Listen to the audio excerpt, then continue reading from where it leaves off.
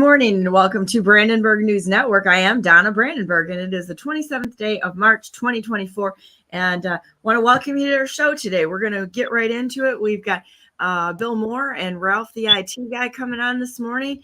Good morning, guys. How you doing? Good. For a Wednesday morning, it's turning out all right, except for, the typical Michigan glaze over the sky, so we can't ever see what's going on around here.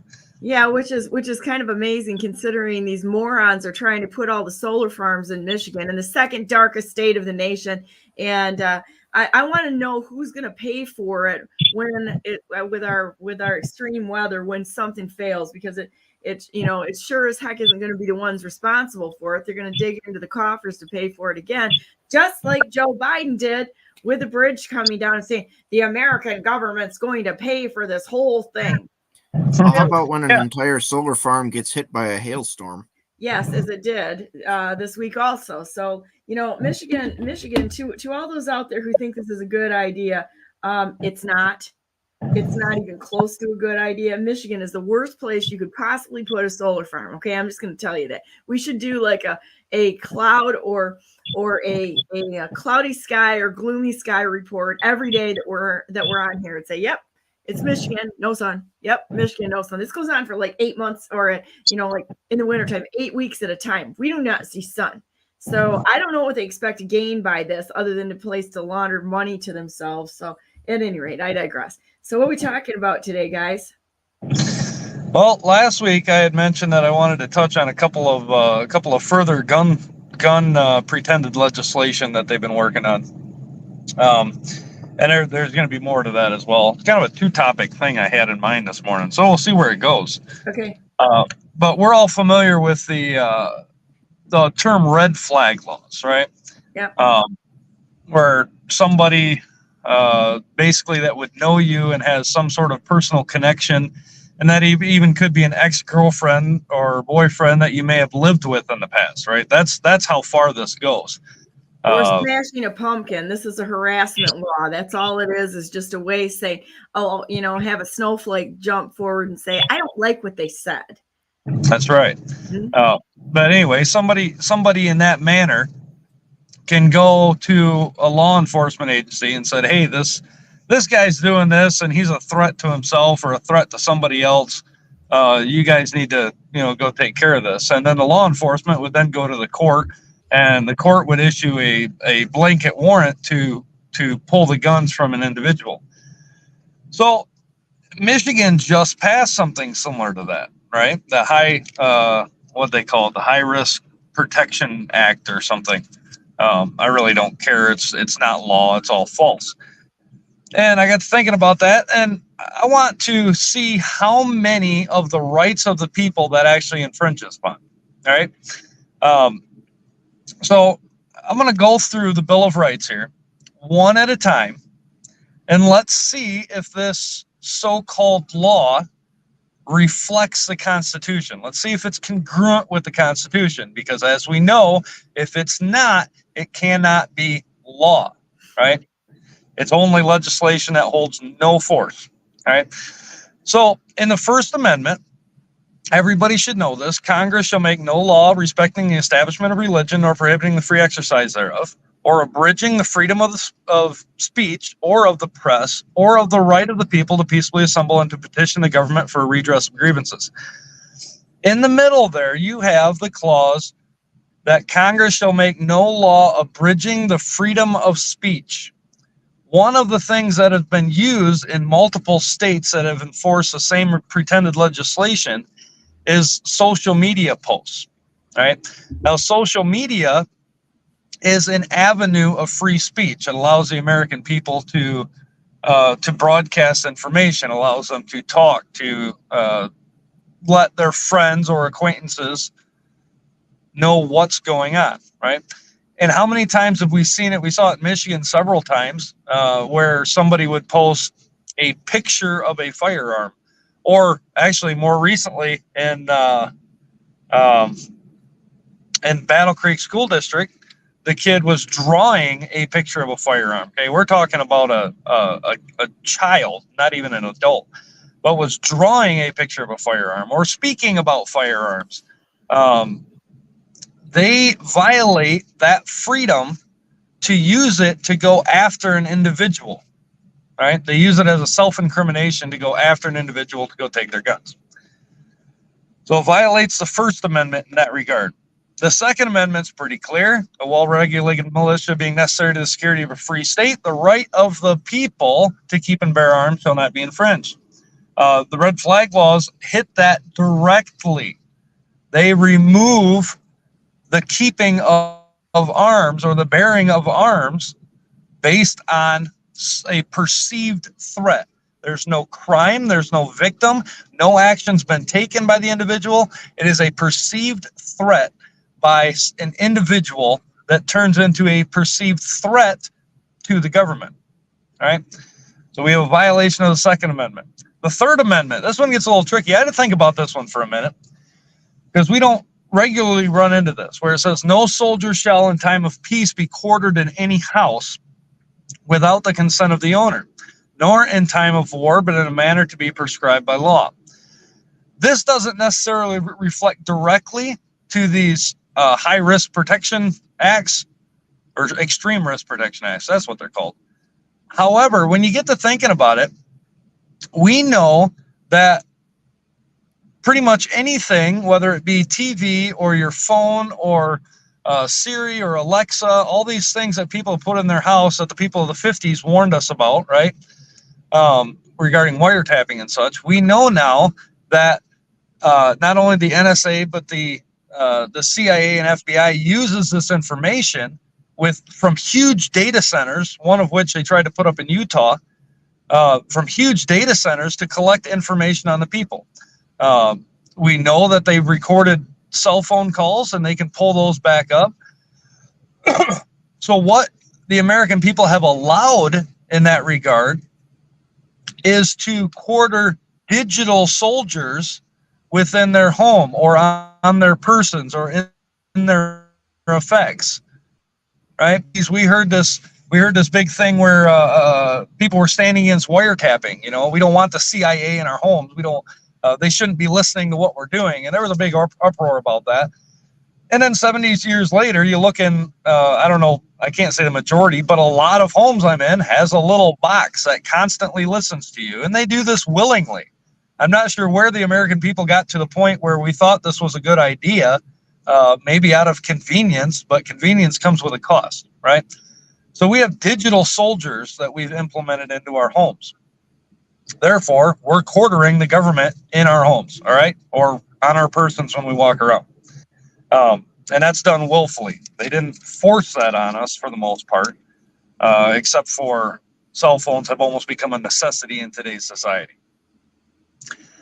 The Fourth Amendment, the right of the people to be secure in their persons, houses, papers, effects against unreasonable searches and seizures shall not be violated. And no warrant shall issue but upon probable cause. We have to read that correctly. I'm sick of people saying that they can have probable cause to go in and search your home or your car or your person when you're out and about. Read it correctly. No warrant shall issue but upon probable cause, supported by oath or affirmation, and particularly describing the place to be searched and the persons or things to be seized. Okay, we need to keep this in context. It's very important. So these red flag laws, now we have an affirmation by an individual, though never written down, though never signed. There's no valid accuser of a crime, but they take that and go get a warrant to pull your guns without due process of law, right? And we'll get to that one next. But they have effectively come in and they have searched and seized property that is not done congruently to the right of the people to be secure in their persons, houses, papers, and effects, right? So there's a clear violation of the Fourth Amendment.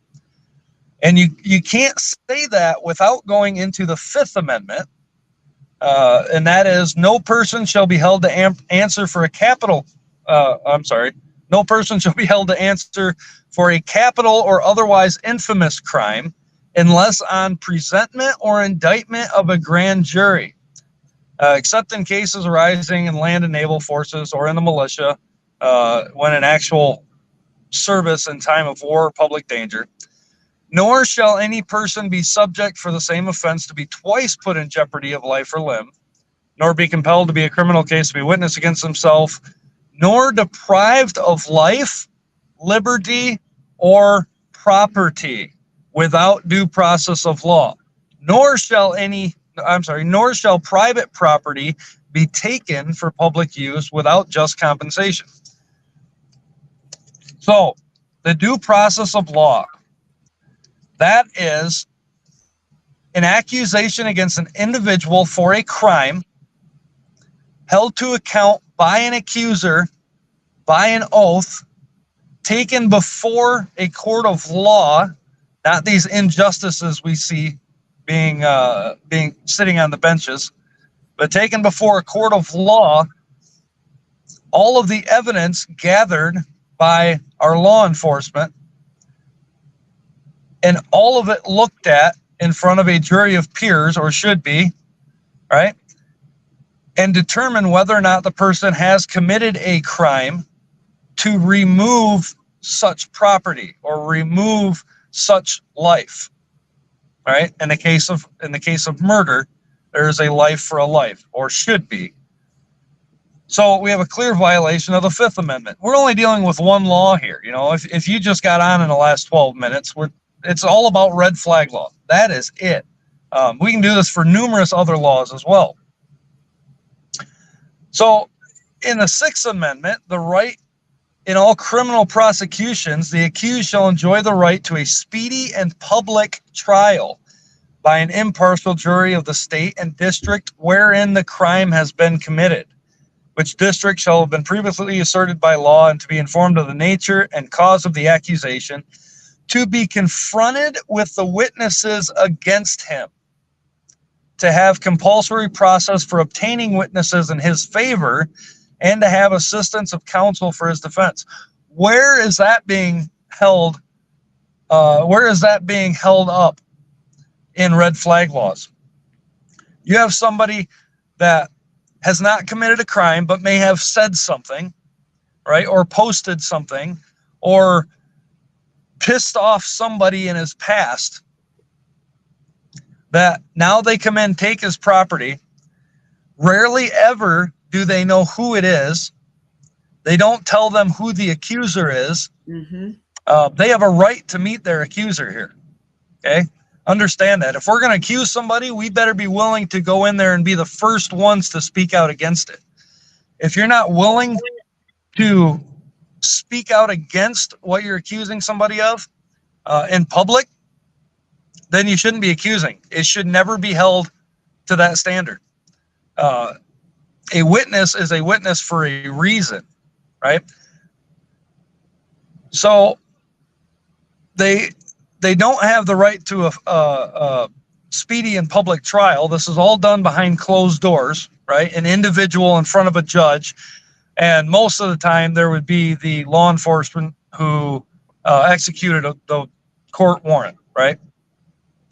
And then it takes them months, sometimes years. I think the deal with the kid up north in college, he's still dealing with that. And that was back, man, I want to say that was early 23, late 22, right? How is that a speedy trial? And the other thing with there's no speedy trials going on anywhere in this state. Yep. For any reason whatsoever. Yeah, the other clause with the Sixth Amendment is obtaining witnesses in his favor.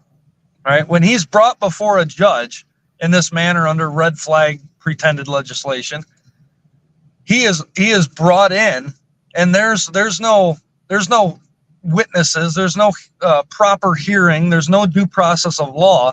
It is just one-on-one. He's being tackled by this injustice sitting on the bench. Okay.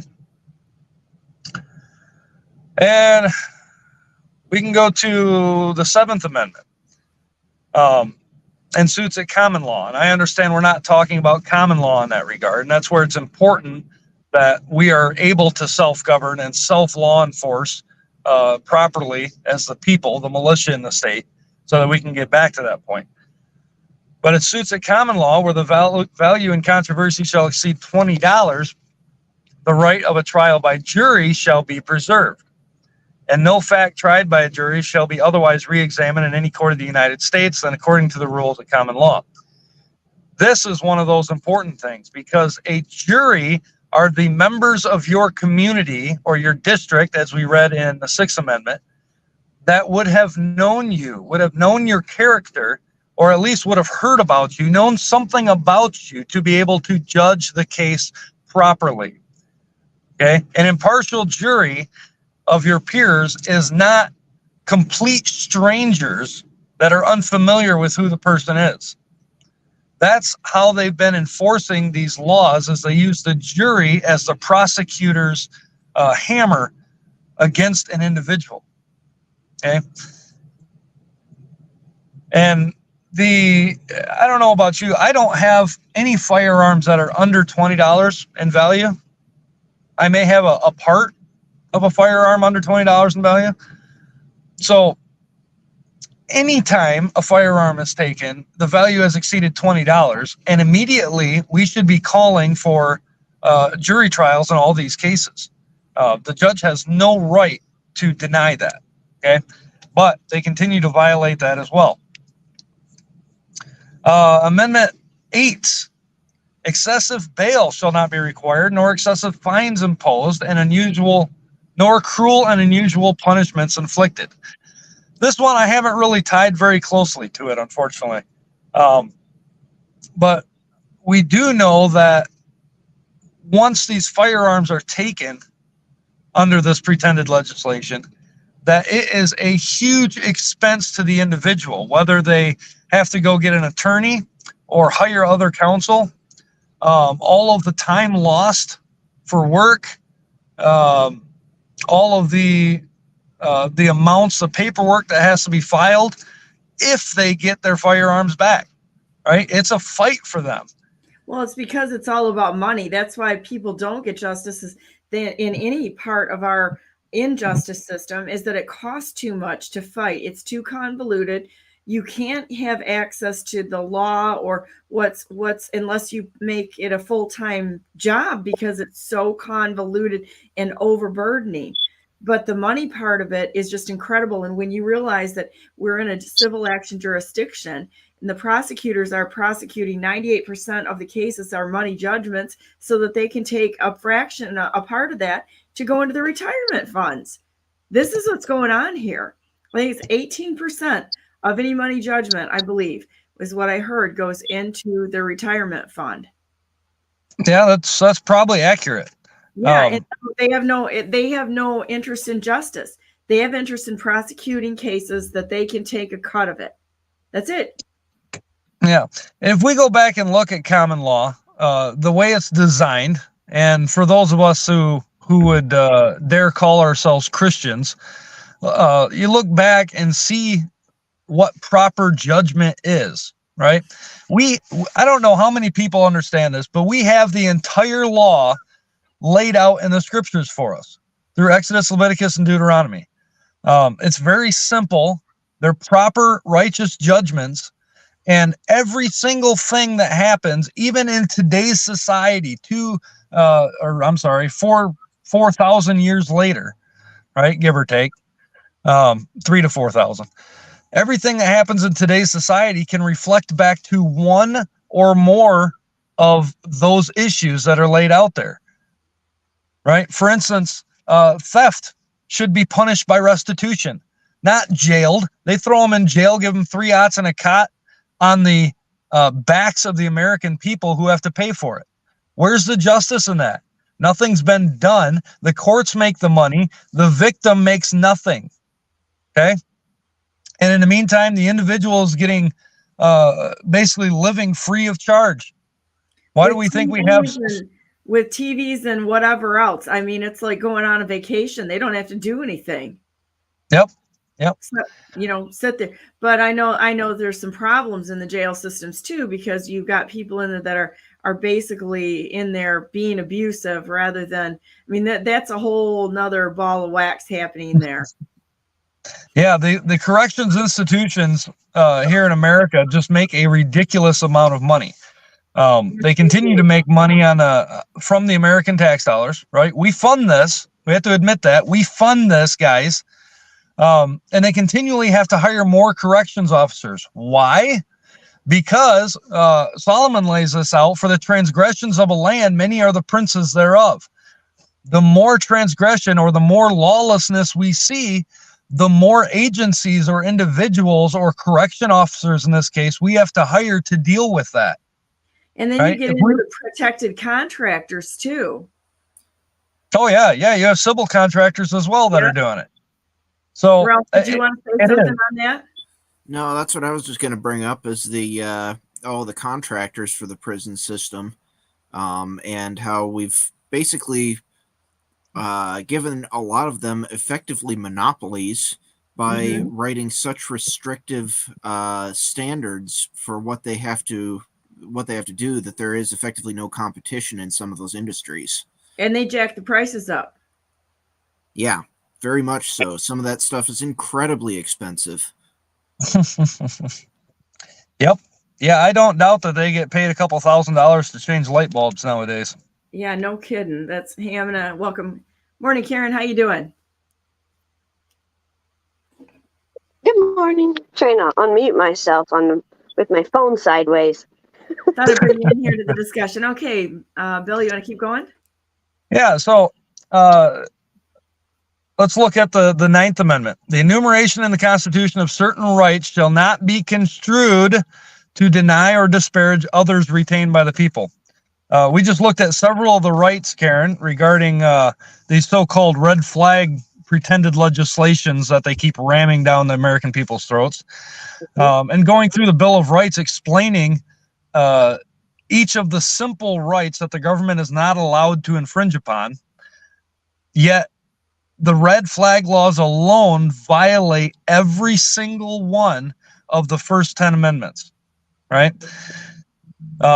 And the 10th one, the power is not delegated to the United States by the Constitution, nor prohibited by it to the states, are reserved to the states respectively or to the people. That is a big one, guys. That is a big one. The states have more authority than the federal government does. And we need to understand that, because the states can easily correct what is happening over there in the District of Criminals. I'm sorry, the District of Columbia. And we can handle that in that regard. But for the federal government especially, there was just a news report, and I didn't have time to pull it up this morning, where the DOJ has set up a center, they called it, and it was a center solely for the purpose of dealing with high-risk protection agencies or something along those lines. I'd have to look that up and get more information. I haven't done my due diligence on that one yet. But they have set up a center to deal with this, right? Not by law. There's no legislation based on it. There's not even regulation through the ATF for this one. All right. The Department of Justice what is this that affect? Summarize it for us. So it is an agency under the Department of Justice that is specifically designed to handle accusations for red flag laws. It is an agency that will actively go out and search for ways that they can take firearms. So it's an entrapment agency is what you're saying. This is an entrapment, coercion, and threat agency. Oh, absolutely. Absolutely. And under Norton versus Shelby County, it does not exist. Yep. Complete usurpation of power. Yep. Well, so does the DOJ. So, I mean, if they didn't exist, they think they have the authority to make other things just exist out of nothing, right? Well, you know what? Here's a challenge to all of them. If you're participating in one of these unconstitutional agencies, or these agencies, even anywhere in the government, which does not exist, you should be resigning right now. And I don't care if somebody says, well, I got to protect my career. Okay. Too bad, so sad. I'm sorry. You made a bad choice to get in it in the first place. Now that you know that there's a problem, it's time to leave, right? And strip them from the bottom up. But the doctors left their positions too when they were told to give people the bioweapon of the COVID jab. And a lot of them left. I'm not going to come too hard on them, the ones that decided to stay, because we have to have people that are actually taking care of people, and that was a personal decision people had to make. However, this is going to end up being a really big problem for this nation, from top to bottom. People that have participated in these organizations, they've gone right down the path of usurping the United States of America for a job, for money. And I hope the 30 pieces of silver to trade out America was worth it, because that's exactly what they did. They betrayed all of us. Yep. So especially in the state of Michigan, every officer that is not only elected, right, are elected servants, but every officer that is hired to do administrative process, or every officer that is hired to work within an agency, right? We dealt with this in 2021, 22 regarding the health departments. Each one of them has to swear the same oath as our elected servants. Okay. When they swear that oath, they do it frivolously right now, but they don't understand they are bound by that oath. When a man swears or a woman swears an oath to the Constitution, they will be bound by it one way or another, whether or not the people rise up against it, or whether or not when they fall under the judgment, they will be held to account for that. Right? Blind justice under the law. We're talking legal and lawful processes, and it's got to be blind justice under the law. Well, there's a reason why Lady Liberty, I'm sorry, not Lady Liberty. What is it? America, we had a statue, and we use it occasionally in pictorial form of a lady holding the scales, right? I think everybody's seen that. And not only is she holding scales, but she has a blindfold on. That is the essence.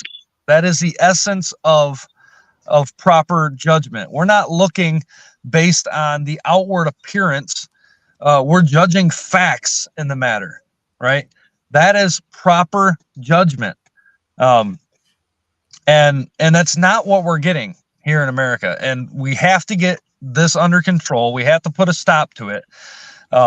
These laws that our legislature here in Michigan and our governor signed, these so-called laws, they're not, right? There's no justice. There's no proper due process. And not only that, but the legislation themselves deal in an area that is forbidden for them to deal in our Constitution, not only the U.S., but our Michigan Constitution as well. Because in Article 1, Section 6, the people have the right to keep and bear arms for defense of themselves and the state. Okay?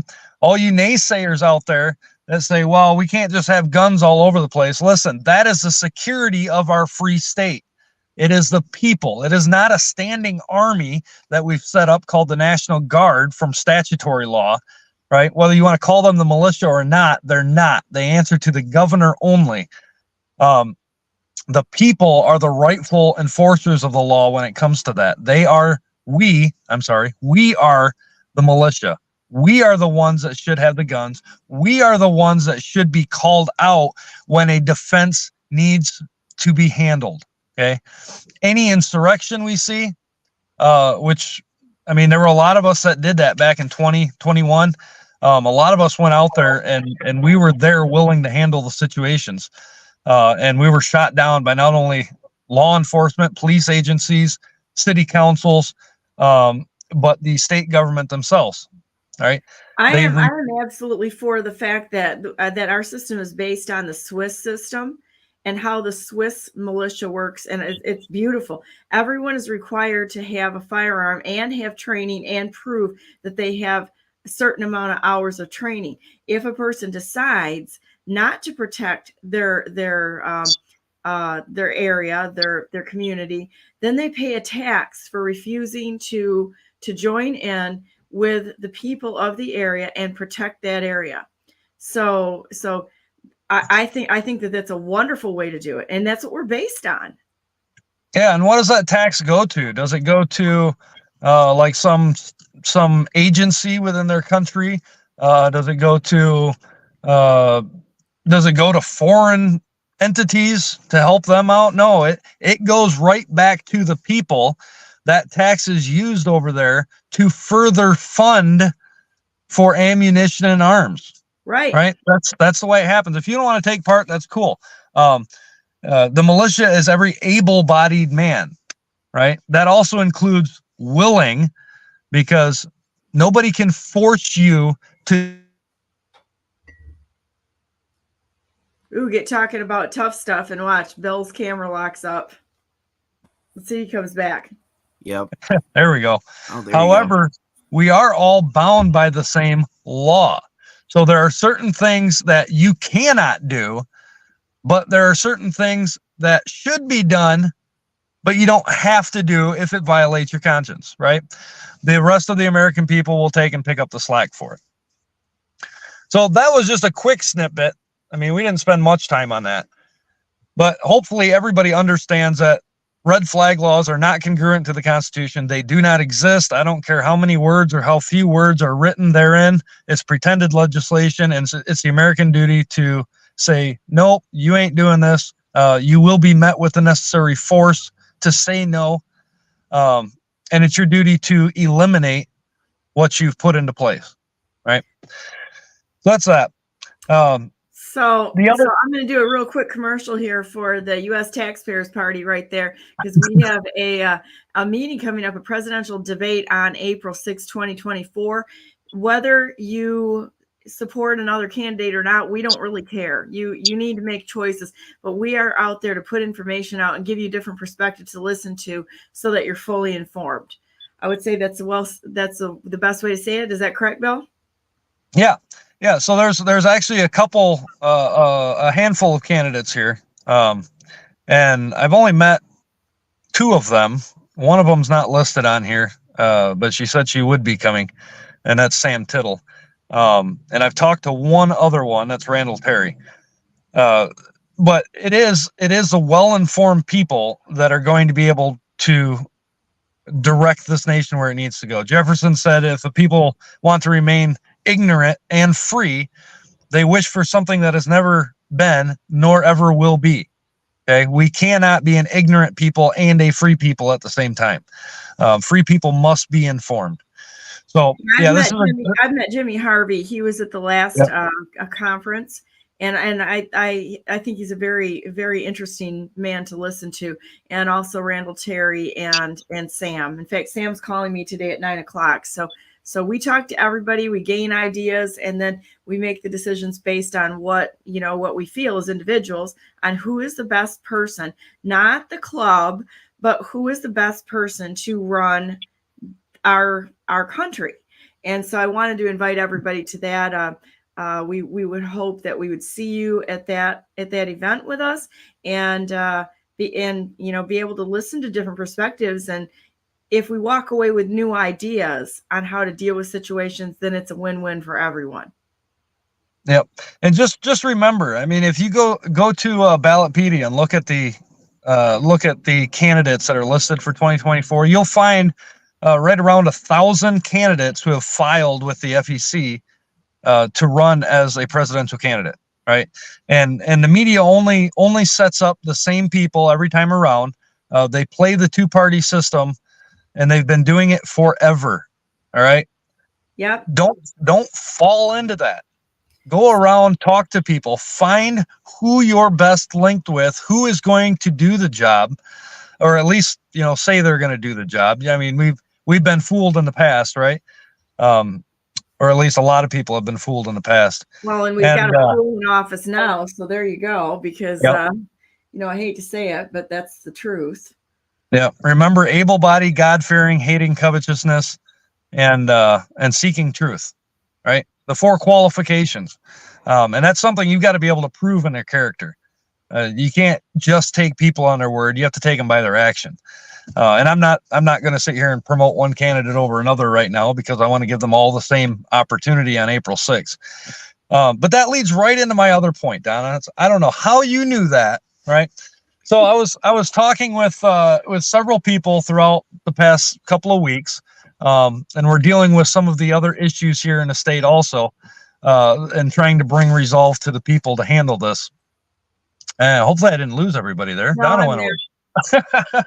So, but one of the things that continually gets brought up, especially in the church body, okay, this is huge. You got to understand this. And we can go into the 501c3 and the organizations and corporations through that, but I'm not going to. I'm going to deal with it as the body in general. One of the biggest things I hear is that there's no political solution to the problems we face. And I agree with that because it all has to start with the American people, right? We all talk about the corruption. We all talk about the problems. And the majority of us should know the solutions by now. We should know that it's our duty to fix this, and we have provisions to do so in our Constitution and by law. We just have to be willing to do it, right? But I hear all the time that, oh, well, we're not going to talk about candidates. We're not going to talk about elections. We're not going to talk about campaigns and the such, all right? And I get it, because I'm not looking to prop up an idol in the place of something that I refuse to do, okay? And that's for each individual to decide. However, let me put this point out there, because I find it very important, and I tried to relay this over the past couple of days to a few people. If we know that there's corruption and we know that there's treason being committed, we know that it should be dealt with, okay? When we are willing to deal with it, when we are willing to remove the corruption from our seats in government, then what? I propose the question, then what? Because now you have a government full of empty seats, right? And I mean full. I'm not talking just one or two. Got to be willing to run for office, and we have to vote, and we have to have people that are willing to step up and serve this nation. Oh, now you're taking the words out of my mouth. Sorry. Right. But yeah, that's the point. We remove these people, and then what do? What did the founding fathers do, right? They put themselves up. They said, hey, if there's a spot that needs to be filled, and I know my Constitution, I know the law, I know what needs to be done, then why not do it? Why wait for the same corrupt agencies and the corrupt corporate parties who are working hand in glove? Why are we waiting for them to put up another person? Because we're just going to make the same circles all over again. And here to your point, it's like, it's so overwhelming now because you can't know the law because there's so many of them and it's unconstitutional and they're all in conflict with each other. What has to happen is we got to get a bunch of people in there that are willing to nullify about 90% of what's on the books right now, the agencies and the laws, the unconstitutional laws, all of this nonsense that just enables criminals, and go back to a part-time legislature, maybe be paid like a jury would be paid only when they perform, and go home and live your life. And, and just make sure that the government does its administrative tasks that need to be done. It's a contract to provide certain services. And then it's not so overwhelming. It's become so overwhelming that you have to have somebody that is lockstep with the industry and protects the industry and stays in the industry and helps grow the industry and keeps we the people out. That's all we have right now. The whole thing has got to be retooled, which is going to bring me to this next article. Can I shift right now, or do you want to keep going? Yep, go ahead. Because we talked about this before we got on. We have this wonderful individual who called me this week. His name is Scott McMahon, and decided to write a hit piece article asking my opinion on things, recorded the conversation. I didn't know he was recording it, but I don't care because I stand on what I said. He does not know the law. He does not know, very incredibly uneducated, brought up the fact that the legislature can run elections at their discretion was going after me for a bad idea of removing the electronic machines. I want you to understand what was said here, because we will lose Republican votes. Now, I don't know about you, but I'm pretty extra sure that those machines, he's a Republican and he's working for somebody in the Republican Party. There's no two ways about it. He's been going after Christina Caramo, so that leaves you one option left with a party of who he's working with. But his whole argument was that if we get rid of those machines, that we will lose Republican votes. I'm like, I'm not sure what universe this dude's from at this point in time, but that is one of the most stupid, illogical statements anybody could ever say to me. And then he tried to put words in my mouth and say, well, because I said anybody that touched that election, even with a little fingers amount of interaction, and I've said it online plenty of times, needs to be removed, and they need to be prosecuted, and probably for treason. And so he said, well, you're talking overthrowing the government. And I'm like, I never said overthrowing the government. You did. And you're not going to be putting words in my mouth. So he was gutsy enough to actually publish the recording right here. And all I can say is, thank you, Scotty, the MIGOP's boy, for putting that thing up, because I stand by everything I said. He doesn't know the law. And so let's go back to those 2 points right there. But let's go back specifically with you, Bill, about the legislature. I'm like, they don't have the discretion to run the elections any way they want. So remember that the legislature is a mini representation of the people at large. All right. So they make legislation, not law, right? But they make legislation that can be signed into law. And part of their duty is to regulate by legislation how the elections are handled. However, that does not give them any authority to make a general revision or a general ruling or directive from their body to any of the elected servants tasked with handling local elections, right? So they've set up agencies like the Board of Canvassers, for instance, right? The Elections Bureau. They all have specific laws to follow. However, what's been happening is that they've gone and usurped authority through the Secretary of State, Jocelyn Benson, who has issued directives outside of the law. Well, listen to Jonathan Brader, the director of elections, his words, making up policy where we're making up policies on the fly. And he's also the chairman of the Board of Air. Listen to how they hijack the words. Look at this guy right here. Plot to overthrow the township clerks. This is not a plot to overthrow the township clerks. This is about holding them to a standard of the law. They broke the law. And so it's not overthrowing them. It's doing our job, which the gutless MIGOP will not stand up and do a dang thing to hold anyone accountable for the crimes against this nation that the people within our elections have committed. So they're complicit in the crime. Yep. At this point, if here's one thing, and I'll give this Scotty the benefit of the doubt. Here is one thing that the legislature can control the elections by doing. All right. Impeach. Simple as that. All of these clerks or bureaucrats that are unelected, that are appointed in the administrative process in the Bureau of Elections or within the Secretary of State, that deal with the election and have been proven in fraud. Now you can go look in the last decade in Michigan, there are hundreds of election fraud arrests and prosecutions that have taken place.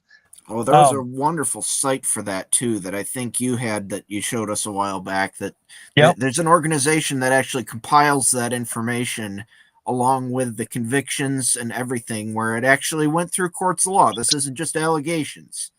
And I don't remember what that site was, but that thing was beautiful. Yeah, I'd have to go back and look that up. It's somewhere on my computer at home. But the legislature can impeach these people, right? They can hold them for a crime, remove them from office, and then prosecute them for the crime. That would also put the fear of us into their eyes a little bit, to know that we're watching and we're not going to tolerate it to the next guy that steps into the seat, right? That's one way that they can control. Yeah, that's one way that they can control the election and do it properly. Okay. But as far as the legislature being able to, through some directive or resolution, change how things are done, it has not, nor has ever, it has not, nor will ever exist, because they do not have the authority to make general revisions of law. It all has to be done by the same process. Their policies are absolutely changing and completely disregarding the Constitution, the highest law in the land. They're disregarding actual law and stare decisis law that's on the books, but they're totally usurping the Constitution. They're just saying, it doesn't really matter. I'm going to, in my discretion, in Scotty's words, in my discretion, we're just going to do it the way we want to do it. So forget the one-day voting, which is in the Constitution. We're not going to have voting day. We're going to have voting decade. And this thing is going to just keep getting bigger and bigger. You know, it's gone from day to week to month to year. We still don't have the truth on any of this. And they're disregarding it. And they're just going to look past the crimes. No. We're going to do what Nessel did. We're just going to pass the crimes on down to the state police, which is there to guard her. Not and to protect her. They're not there to protect the state, not at all. And so this is their job is to protect the governor. And there was a guy that I know who wrote a case to have her arrested, turn it over to the state police for approval, and they said, "Yep, it looks perfect, but if you file it, we're going to shoot you." Flat out, that was what he said was told to him. Yep. Now, this does not protect the people. This protects a governor who committed treason. And it's a clear-cut case of what happened that she did to stomp through a lie, based on a lie, to take this entire state down. And there's more than one count. You could have a list of probably 200 actions, including the red flag laws. Yep. Yeah, and it's not just her. We're dealing with the entire legislature. Anybody that didn't put up a fight against it, or anybody that, if you're in the legislature and you did put up a fight against it, then where are the impeachments to follow? And right? the clerks, that's proper action. Violated the law. The clerks did it, all but two of them. They destroyed records based on Jonathan Brader, director of Board of Elections, chairman of the board of Eric, rigging our elections through these unconstitutional, but they were just following orders. Organizations. What's that? Oh, but they were just following orders. Oh yeah, we're just going along to get along. Anytime you hear that, to stay in the cult of personalities like the parties, the political parties, you got a big problem. And right immediately, they have put the party over the nation. Can we break it down? Can we break it down just a little bit more? And if you think about the authority of the branches and how many of these issues are where they're crossing the jurisdiction that they have within their branch. If you're a clerk, don't those clerks, what branch do the clerks fall under? If they're in a county, do they fall under the what's the word I'm looking for? Not the executive and the legislative branch, the judicial branch. That's the word I'm looking for. Because they're clerks for the court system, or are they administrators of the executive branch? They're not for the legislative branch, right? I believe that they're under the county, Karen. I don't think that the state has any jurisdiction over the clerks. But don't counties and townships also have some jurisdictions? And are they crossing the lines there? Well, they are. The state shouldn't be telling them anything. Yeah, the county I boards are. understand it. Well, that's what I'm saying. Like, what I'm trying to break down is, do the people know? I mean, here Bill's doing a lot of education on even the articles. They're pretty simple, but the majority of the population don't know how they work. Do you know how your township works? How it's structured? Do you know how that differs from the county structure? Do you know how that differs from the state level structure, where we definitely have those three branches and who's crossing their authority? With regards to the articles, as I mentioned in the chat, if you're no, I'm not going to go there. That's going to take us off in another direction. My brain's not functioning at the highest level this morning. but do people know, and do the township clerks and the county clerks know where their authority starts and ends? Do they know what their duties and responsibilities are, or are they just being educated by the attorneys groups, the Michigan Township Association and so on? If they're being educated by the wrong people and they don't know where their authority ends, then that belongs to the instruction by the people. And if the people don't know and can't give them instruction, then how are they going to be held accountable? If they don't even know, they may not even know how much they're doing wrong until someone educates them and shows it to them on paper. I think you're giving them more credit for being innocent on this than we need to at this point in time, quite honestly, because when you look at this entire system, it functions like organized crime, and an organism or organized crime is made up of cells.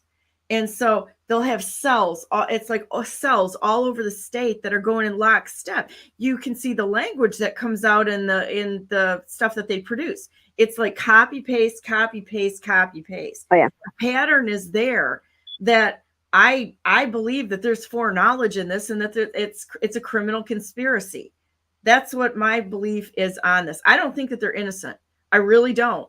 But that's one of those things that we can't try them in the media. We need to have an investigation, and absolutely have the sheriffs be willing to investigate this, and or turn them over to the military if there's a basis on that to find out if they have in fact committed treason. This is a huge.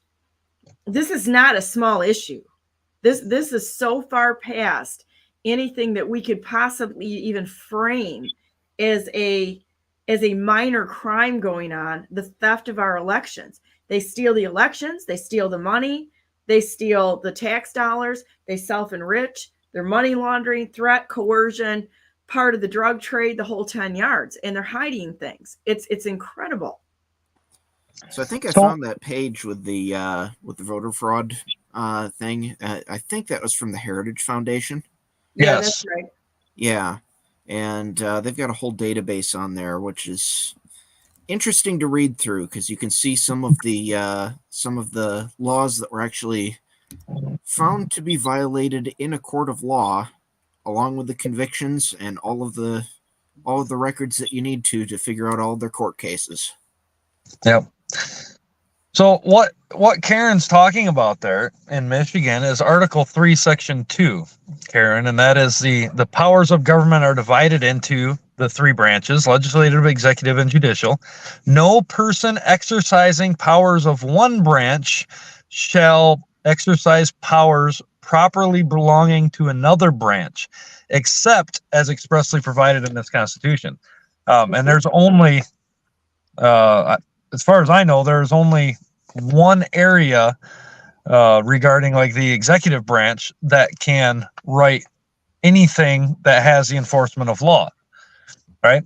And we saw that being violated during the whole pandemic there, when our governor was trying to issue directives to the people, right? That was the violation. Each elected servant, if they have civil servants or contractors under them, they can issue directives to change or alter how things are done or change or alter the people to get the job done properly. However, when it has the enforcement of law, for instance, if they issue in a directive where they have to do something, and if they don't, it requires a lawful punishment for it. Even something as simple as that has to go through the legislature, because they are the only ones who can issue laws enacted by the people.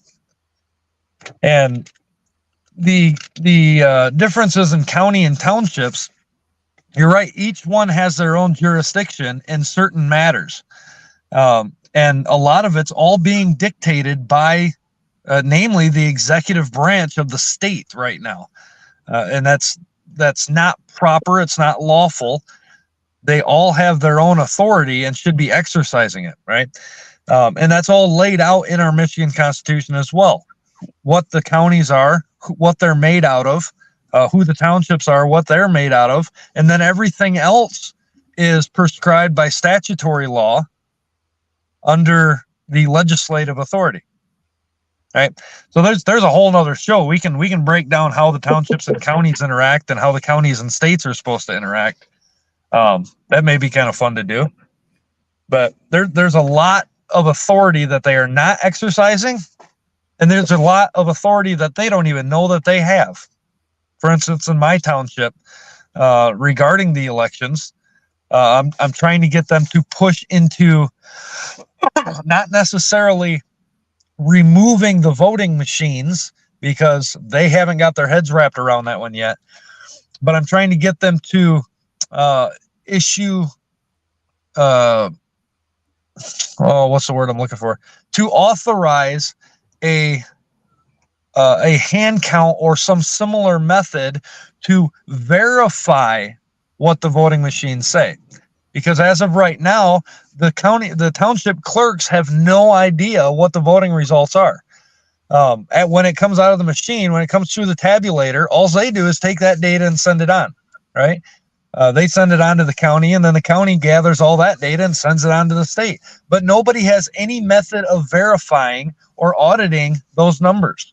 And that's where the problem lies with the voting machines. If you want to use machines, fine. I don't care. If it makes it easier on you, I'm perfectly fine with that. But you better have a way to verify the machine counts. And I'm sure Ralph can get in on this.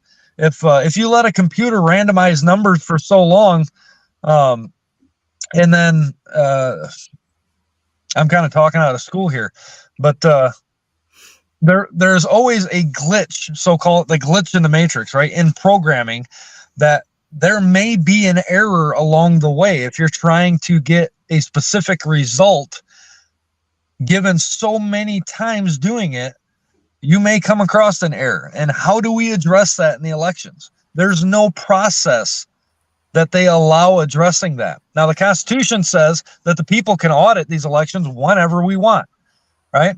We have the right to audit elections, yet they deny us that right as well. So that's what I would encourage everybody to do, is to push for a method of verification, because we know they're not going to get rid of the machines without the force of the people coming up and forcibly demanding it. Okay. I don't see that happening in the near future. Any machine can be hacked. That's the problem. They can all be hacked. That's why we need to go to the hand count. It's not, if their convenience is not my concern. I could care less about their convenience. Well, we have to have an honest election. The fact that the results that were coming out of those had decimal fraction, fractional voting in the results means that they're being tabulated that way. And that shows, in my opinion, an incredible ineptitude in programming if they were actually going to be complying with the law, which means that either you've got somebody doing the programming on these machines that has no business doing any kind of software engineering in the first place, or it's intentional. And that's why we have to have a method of verifying this. If they're going to remain, we have to verify them. But in all honesty, they should just go away. There are better ways to do this. I don't care if you drop specific weighted marbles in a jar, all right?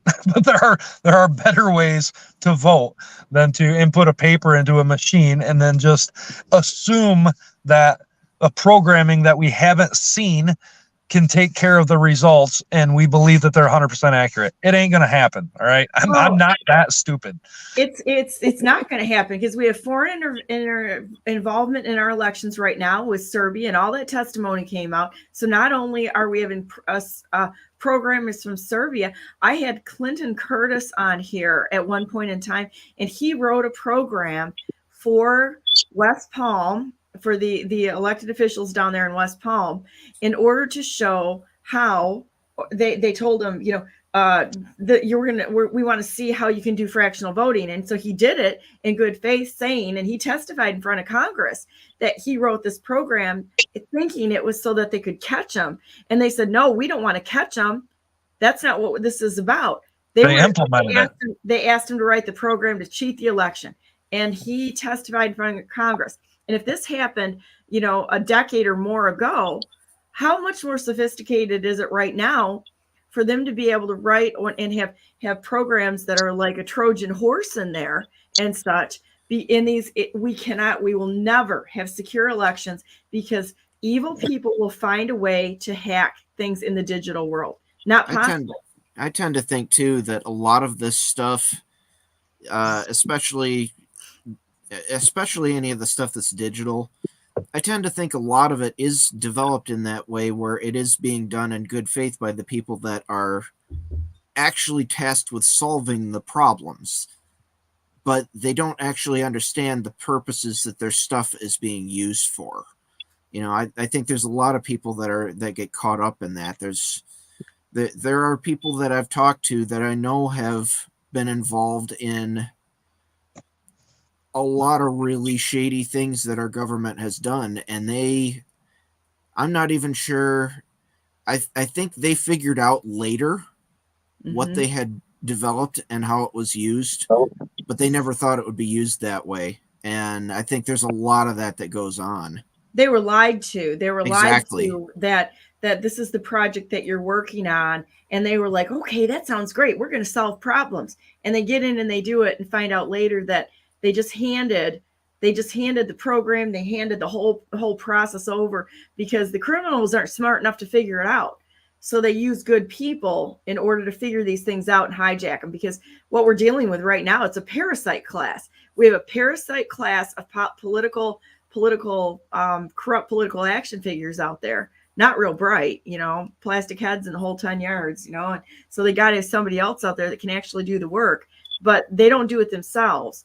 They're a parasite. They take over the host organization or the host person or that work and put that in place. And I think a lot of those people that they just want to solve problems. They want to make the world a better place. They're real easy for those people to use because the people that are actually doing the work can't even fathom the evil that is actually controlling what they're doing.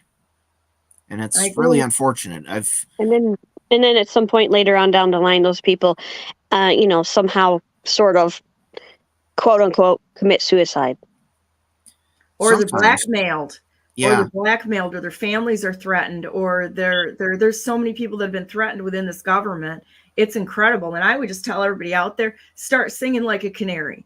Make them run. If everybody out there was throwing the truth out in front of everyone so they had to face it, this problem would be over. And it'd be over pretty quickly because they wouldn't be able to run and hide if people were ready to expose the criminality. We need to do that, each and every one. Well, thanks, guys, for getting on. My next guest is sitting backstage right now, so let's end with some last words. So we'll go Ralph, Bill, and Karen. Let's keep it short. And any last words today? No, I'm good. Have a great day. When the scripture says the wicked flee when none pursueth, what is that entitled to? That is only brought to a nation whose God is the Lord, and we are properly judging and properly using our government to condemn the wicked and uphold the righteous, right? As found in Isaiah. It is when we get back to that point that the wicked will run. They won't want to be out in the public. whether we chase them out or not. When they are discovered, they'll leave. And we are just in the opposite right now. America's under judgment because of it. And thus the wicked are emboldened to remain in these seats and continually terrorize the people that put them up in their place. Well said. Okay, I guess it's my turn. I think that Bill makes a great point. And if the people are aware and the people know that because they're informed what the roles and duties and authorities and powers are, it leaves a lot less room for evil to persist. But I see hope every day that is actually occurring. I see a lot of the the rats leaving the ship, the sinking ship. I see a lot of signs that is happening because the people are learning, the people are becoming more aware, and they are winning battles all over the place. God is leading us out of captivity like he always has. And I think we're learning new things, and it's a beautiful process right now. So thank you guys so much for being on today. Love you all. You are just amazing people, and I love you so much. You know, we're all friends, and we know each other very well. And I can tell you right now that I'm so proud to stand with Ralph, Bill, and Karen. You have no idea, and I wish all of you would have a chance to get to know them personally, because you would be so proud of being able to stand with us together as friends. And I'm going to tell you what, it's quite a day to have people you know that are as fine a character as you guys are. So thank you so much for being on. I'm going to go ahead and go to the break, and I'm going to bring on Senator Bill Eigel. And so that's our next guest. So please come back and join us in a minute, and we'll see you next Wednesday on Liberty Essentials with Bill, Ralph, Karen, and Donna.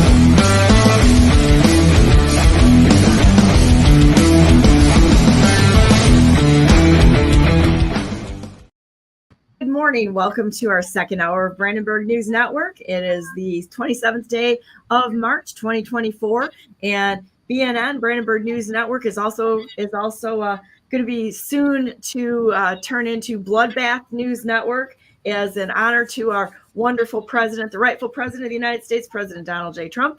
And I'm going to bring our next guest on and say good morning. Good morning. Good morning, Donna. Thanks for having me. How are you today? It's an honor to meet you. I read your bio, and I can't even go through the whole thing. It's just so amazing, and it's such an honor to talk to you today. Hey, it's a great day here in the Show Me State, and we're pushing this crazy idea called liberty down here in Missouri. And Missouri's we're a big red state, but we've got a problem with a lot of elected officials in our capital city, Jefferson City, here, that they don't like doing what they promise in campaign season. So we're continuing to fight the good fight.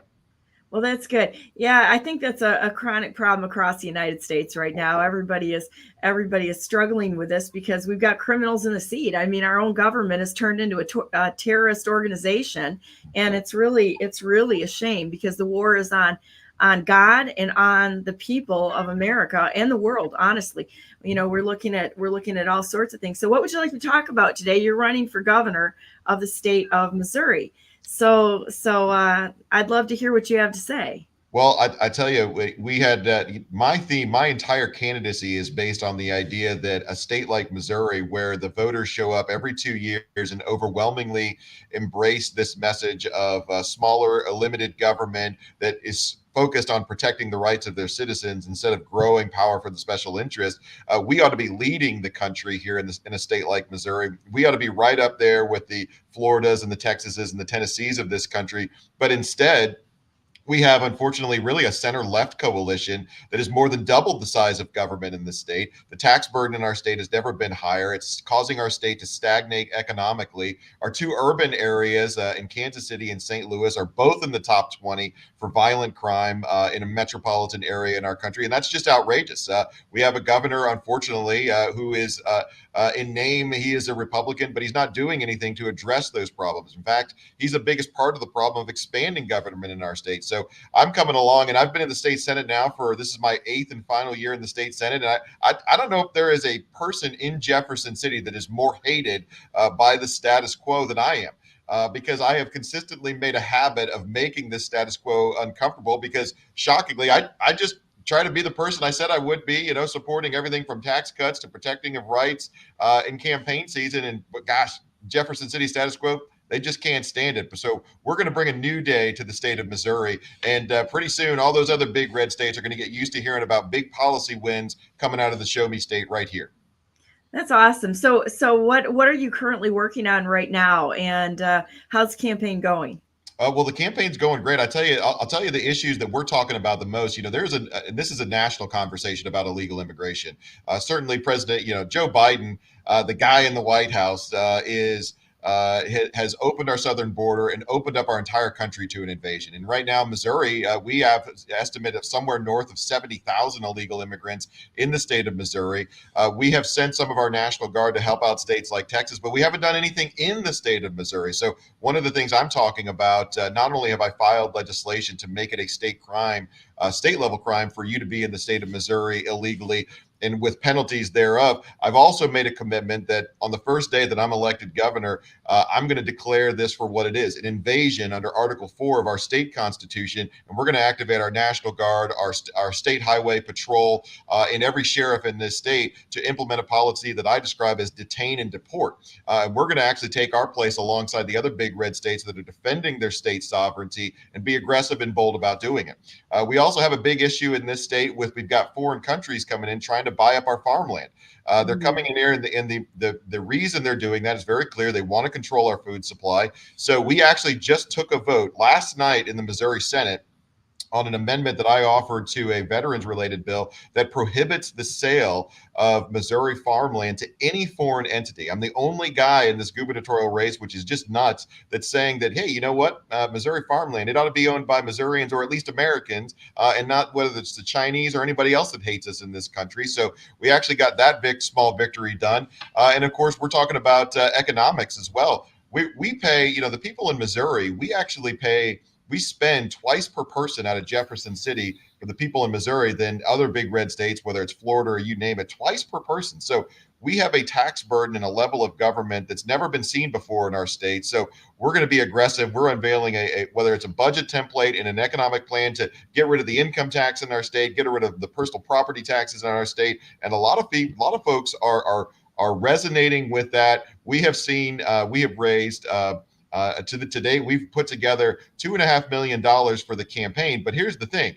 We've raised $2.5 million at an average donation of $23, which means that it's everyday folks that are liking our message and coming out of wherever they're at, whether they're in Missouri, even out of the state of Missouri, coming and supporting a guy that's finally going to do what Donald Trump is doing at the national. If Donald Trump is out there winning the country on the idea of being a disruptor of Washington, D.C., we're winning the state of Missouri on the idea that we're going to disrupt the swamp that we've got going on in Jefferson City. So I feel great. Let's go, Missouri.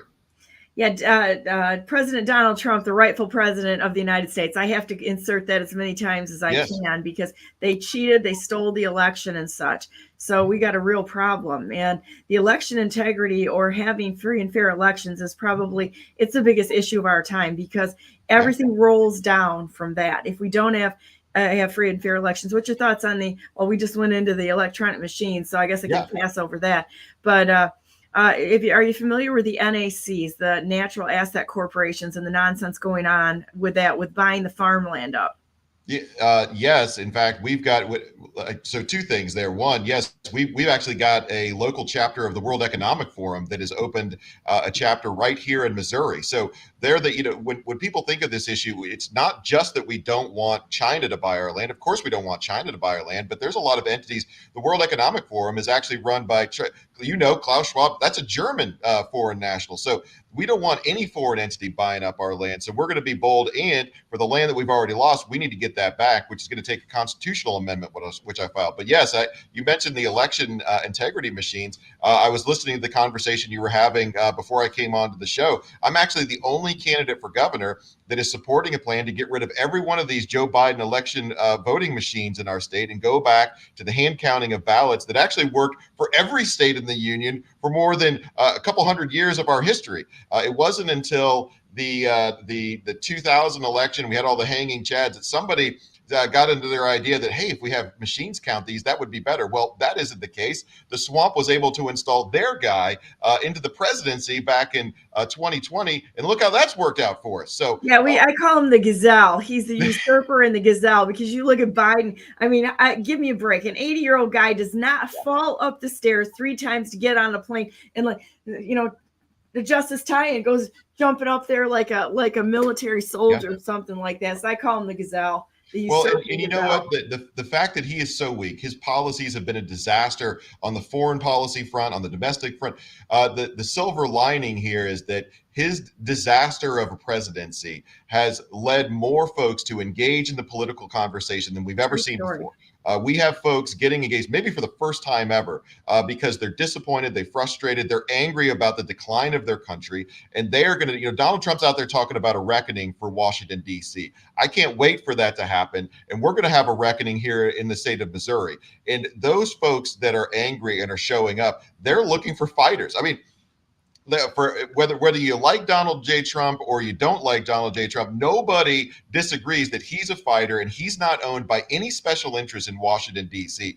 And with the trust level that the American public have with elected officials right now, which is lower today than maybe it's ever been before in the history of our country, the desire for that leader that's not going to take any guff from any special interest, is not going to be bought by any special interest, and is actually going to be the person in office that they're talking about being in campaign season. The desperation for that leadership, I think, is at a fever pitch. And so there's a lot of afraid swamp creatures out there right now in our state, in Missouri, every state in the country, and certainly in Washington, D.C., because they know that their grift is coming to an end. And you know what? I couldn't be happier. I couldn't be happier, because this is the year that we're going to take our country back. We're going to do it here in Missouri as well. That's awesome. I love to see the panic, and then they panic and they do stupid stuff. Yes. And it's almost comical once they're trying to run away from the things and the crimes that they committed. Like how I personally think that this whole nonsense of people in a position of power in our government in any level, the fact that they're owning stocks in these companies who have basically taken over our country through economic means. I mean, they're using all these means to take our country over and to aggregate the power under their little puppets. They're aggregating their power, and they're using their puppets, which they place in office. So anytime you see anybody that the establishment is backing, you got a problem. Yeah. So a person like you that has got everybody mad at you, that's a great place to start. Well, I'll tell you what, Donna, they have been so angry. The swamp, the Jefferson City swamp here in Missouri, they dislike me so much. They are so angry that earlier in our legislative session, earlier in January of this year, they actually stripped me of my chairmanship of the Veterans Committee. So I'm an Air Force veteran. I've been the chair of the Veterans Committee in the Missouri Senate now for a couple of years. They stripped me of my chairmanship. They took away my parking spot here at the Capitol building, and it was, of course, this is trying to silence and punish me. Listen, they're doing the same thing to Donald J. Trump at the national level. They're charging him with false crimes. They're trying to kick him off the ballot in an attempt to silence him. And guess what? He's not going to be silenced. And I'm saying the same thing in Missouri. They can take all of my trappings of power. I don't care. their day of reckoning is coming in Jefferson City. And we're going to start with every one of these corporate special interests that do not care what everyday Americans and Missourians are going through. They don't care that our property taxes are higher than they've ever been. And we've got senior citizens that are struggling to stay in their home just so we can feed the beast that is government. They don't care that the COVID environment, the scam-demic that was placed upon this country was probably one of the greatest instances of tyranny existing in America that we have ever seen before. It was shutting down businesses. It was masking children in our schools for 8 hours a day. You and I were both children once. Can you imagine wearing a mask 8 hours a day and trying to learn and reading, writing, and arithmetic with that kind of nuts, that insanity going on? And there are parents that are angry. There are grassroots activists that are angry. There are everyday Missourians and Americans that are so angry at this status quo and what has been done for them, been done to them, that they're ready for Donald Trump at the national level. And I think they're responding well to my message here in the state level in Missouri. Yeah, that's true. And I think everybody's waking up to the fact that our government is actually a bunch of murderers who actually murdered Americans through I don't know, we could call it all sorts of things, the bioweapons that they've unleashed upon our own nation. And people know what's going on with that. We've gotten much smarter over the time, going through some tough times, but I think we're really looking forward to some great times to come. And I love it when President Trump says, the best is yet to come, because I do believe that the cleaning of house is going to happen. And removal of any unconstitutional law, mandate, attack on we the people. It's got to come to an end. And so, as well as the economic part of it. Are you guys seeing a lot of closure to banks around you or financial institutions? And have you seen an economic shift away from the big corporations lately? Because we are seeing that across the United States. At the local level, yes, we have seen that. We're seeing, the big corporation, is not, I think, very popular in the minds of Americans right now. We're seeing folks not only looking to do business and bring their economic treasure to local small businesses that are not corporatized, that are not national. We're also seeing a renewal of relationships between individuals and local farmers. The transition that's going through the minds of Americans is we are backing away from all these institutions of power. You've got governmental institutions of power, you have corporate institutions of power, and the distrust that it was created through the COVID environment, through the 2020 election, quite frankly, has really changed the way Americans are looking at institutions that for a long time were very trusted. I mean, look at the medical profession. I don't know if there's an industry, the medical industry, the pharmaceutical industry, that has taken more hits, rightfully so, to the trust that the public previously had with them as a result of the COVID environment than that. So it's, we're seeing a huge transformation. And that is a reflection that folks are looking for something different. And they know that these big corporations are not putting what's good for them first. They're putting what's good for the corporation is first. So yes, we are seeing that at the very local level. Well, and to your point about the trust being down it's on the pharmacy, the big pharma and the healthcare, it's justified. It's absolutely a justified position to take. And when you roll that into the fact that Pfizer is the sixth most held stock by Congress, and Johnson & Johnson at 8, look at their stock portfolios. That's why they're giving, the advantage to these industries, which is really sad. And in the process, they're giving the money advantage to them while they are absolutely watching Americans die and or flat out killing Americans. In the state of Michigan, we have Governor Whitlis up here who were putting COVID patients into nursing homes. That's third-party murder, and that was intentional. So I think that, and she was being warned by other healthcare providers that this was a bad idea, and they did it anyway. Yeah. So most of this stuff is with foreknowledge, which is really sad. So what else is going on there that we can talk about to help educate people on the process of government, how we can restore that process and such, and get the United States back under a lawful operation? Yeah. Well, so first of all, I think understanding, the first question I used to be, before I got into office, I used to be, when we would go to a political events, I was always that guy in the back of the room that was asking a bunch of questions, right? I was always trying to put these elected officials on the spot, trying to find, why did you vote this way? Why did you do this? Why? Now I'm the guy answering questions. And I always say that whenever you have an opportunity to talk to somebody who's a candidate for office or in office, the first question that should be asked is, what do you think? What do you think? What does that candidate think the proper role of government actually is? And it's amazing, if you ask that question, that very simple question, to 20 different politicians, you'll get 20 different answers.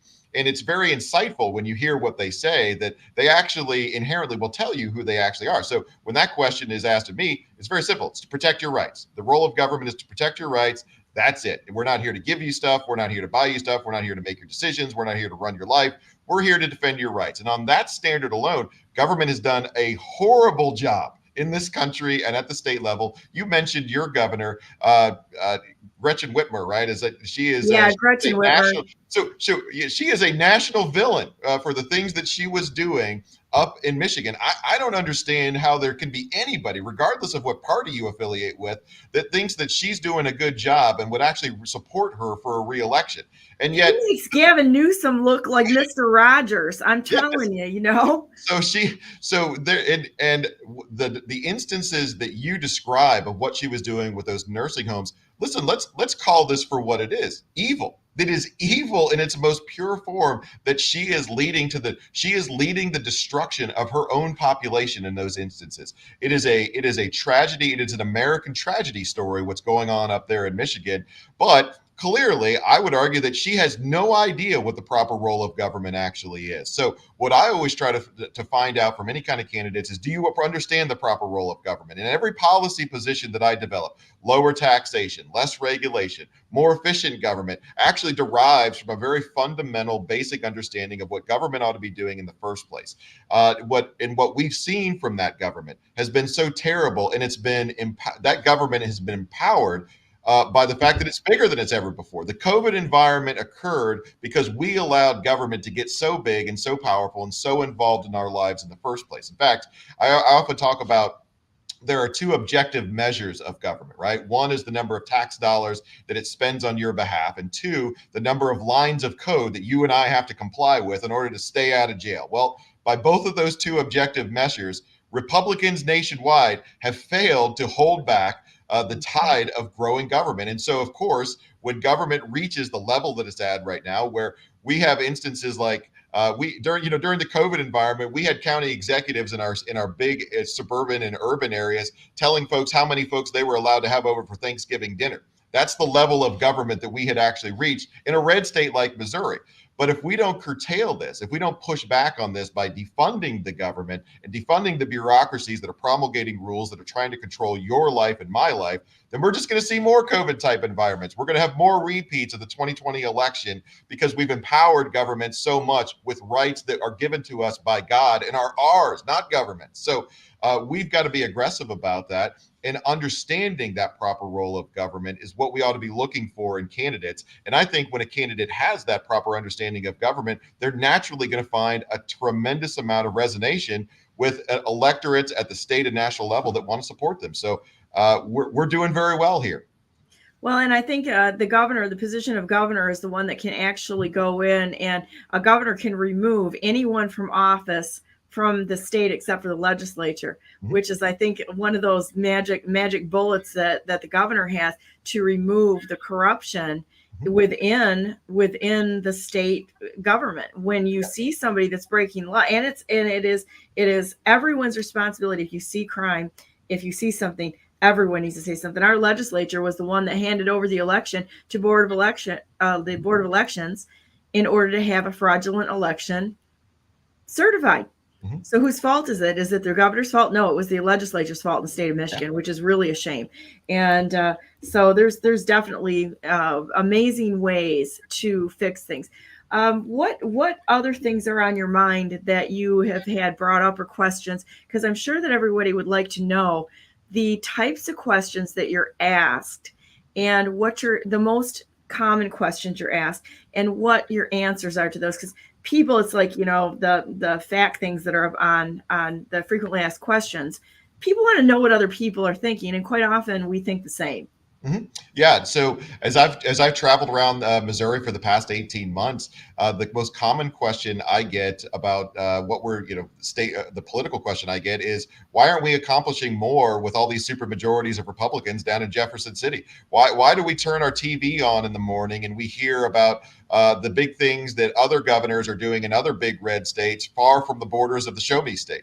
Why aren't we, we actually send more Republicans to our capital than virtually any other state capital in the nation. And yet you never hear about, what Missouri's doing. And the reason is, the answer to that question is, why aren't we doing more? Why aren't we doing a better job defending our rights? Is because we have a very, like many states, like almost every state, we have a very powerful status quo that is run by some very well-funded, powerful corporate special interests that we informally, Donald Trump kind of coined the term the swamp, right? We would formally call it the swamp. I call it the uniparty. Yes, it is. It's the uniparty. So the swamp leads to the uniparty, because the swamp, which wants everything to remain the same because they're actually benefiting from all the dollars that are being spent in our state capital, then work towards creating the uniparty, right? Which is kind of a collection of Republicans and Democrats that just want to keep things the way they are. It doesn't matter if the state is actually prospering at a statewide level. It doesn't matter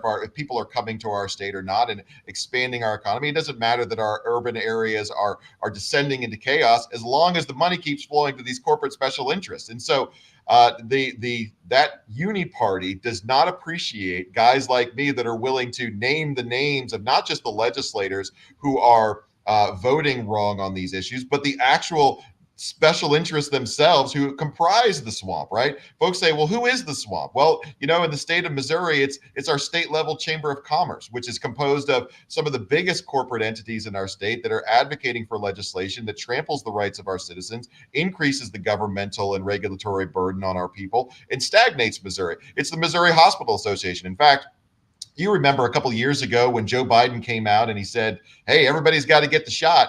Or if you don't get the shot, then we're going to come after you with the IRS, the FBI, and the federal government's going to pay you a visit. Well, the very next day, I actually signed a letter with several of my Senate colleagues asking our governor to call us into a special session so we could make it illegal in the state of Missouri for you to lose your job or have retaliation if you chose not to get the shot. Well, our governor said, he said, well, no, we can't do that. He did nothing. And then when I filed that piece of legislation, the Missouri Hospital Association, which is another big player in the swamp here in our state, derailed that bill because they were afraid that if such a bill went into effect, they were going to lose federal money from Joe Biden coming out of D.C. And this is exactly the kind of maneuver that we see from that swamp that's leading to the uni party, because it took the legislators to vote it down in the first place. And that's why people are angry. They're not having the protection of their rights. And so they want to know, who are the bad actors and who can we support that's going to kick over all those apple carts of the elite, of the powerful in Jefferson City? Well, I would propose that I'm going to be that guy, because I've already been doing it for 8 years, and nobody's more hated or gets more uncomfortable around a guy like me down in our capital city. So okay, I gotta say, I think this is really funny that they took your parking spot away. They did. So this is like a military veteran. I'm pretty sure that you could probably jog a mile if you needed to get in there, instead of the pathetic people that sit in the seats who that they spend most of their time just like hanging out at donut parties and such. It's like bring some veterans in this and let them have at it, because they're so childish. They actually threatened. So not only did they take my parking spot, they actually threatened to take the furniture out of my office. So this chair that I'm sitting in right now, the desk behind me, they threatened to remove all the furniture from my office as a punishment as well. But when the public found out that they had taken our parking spaces, the public turned against our Senate leadership. We had Republican central committees all over the state come out calling for their resignation. And it was actually a really good moment for the grassroots of our state to get involved. But you're right, the pettiness that they're willing to go to silence people, to silence anybody that challenges their positions of authority and their comfort zone is it's petty, but you know what? I'm not afraid of that. This is like a pom-pom squad sitting there deciding, who's first in line. Yes. I mean, what a childish ridiculous, absurd. I'm shocked. So I ran for governor of the state of Michigan, and I think I'm one of the most hated people here too, because I just call out everybody. I have no heroes in the state right now, because they're all fighting for supremacy, and they're not fighting for we the people, and it's really sad. But I was told the same thing: if you don't vote for the Speaker of the House, which at the time was Matt Maddock, I was flat out told this, that they will take that they wanted. Well, he wanted to be Speaker of the House, and so this was. They said, if you don't vote him in, they will take all your committee assignments away, and they're going to take you down into the basement of the Capitol and tell you how things work. And I'm like, well, kind of good luck with that, because you know what? I hate to tell you this. I've got to be one of the most ornery people on the planet when it comes to being told what to do when it's the wrong thing.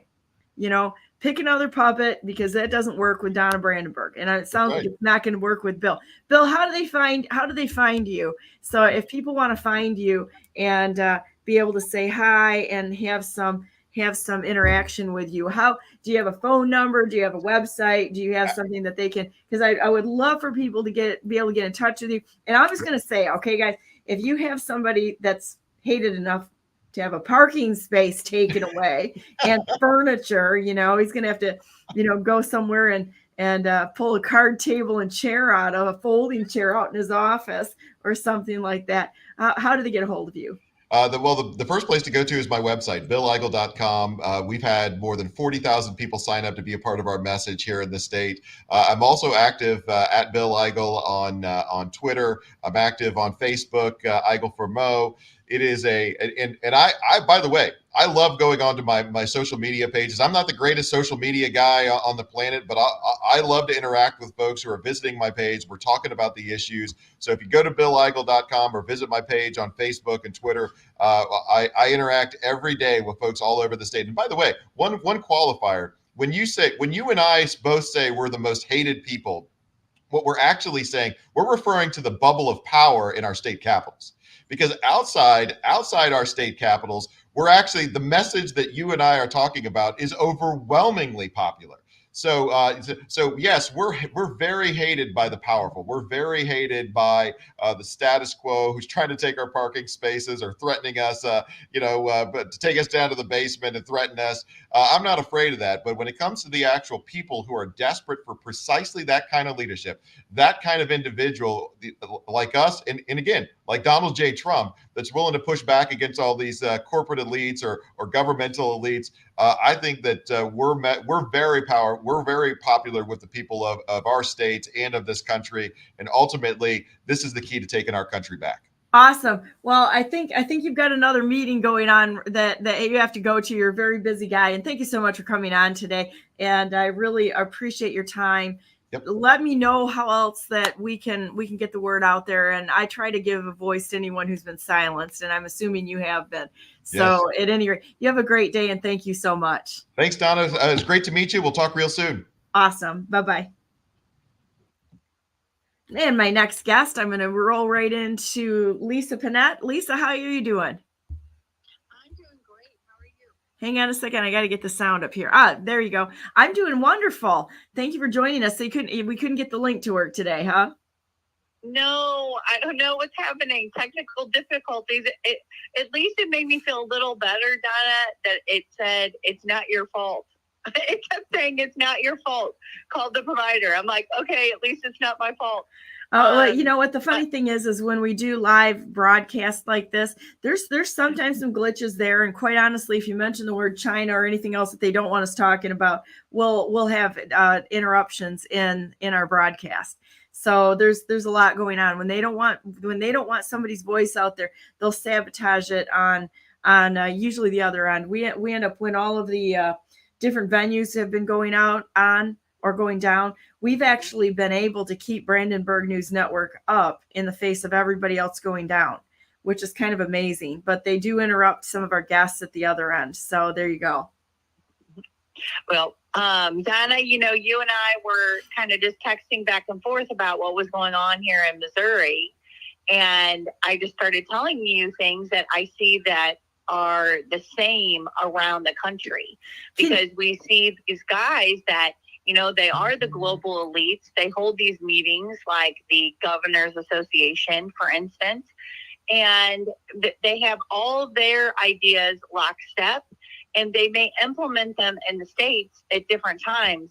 But believe me, it's all the same agenda. I look at it as like they come in and they give you like 3 things every year, but ultimately we're going to end up at the same place. So you may have 3 things that are implemented at a different time than we will here in Missouri, but ultimately we're all going to be standardized with the same thing. And that's kind of how we ended up with that discussion about getting together and talking today. Yeah, so I'd like you to introduce yourself to everyone so they know who you are. Sure. I put it in the description of the broadcast today. And do you have a website I can pull up a minute? Yeah, so I am part of Armor Vine, and that's armorvine.net. And I am also part of Shield Maidens of Missouri.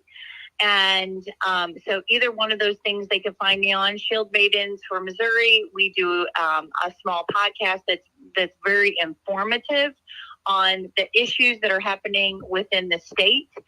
And as far as Armor Vine, that is a political and consulting firm that we started just this year for freedom and liberty, because what we saw is within the Capitol, we didn't have anyone that was actually there to lobby for us, to have consulting for us, we the people. And Donna, as a mother, as a wife, as a mother, as a homeschool mother, this was just crazy to me. When I went to go sign up, because you have to sign up as the lobbyist, they have boxes that you can check.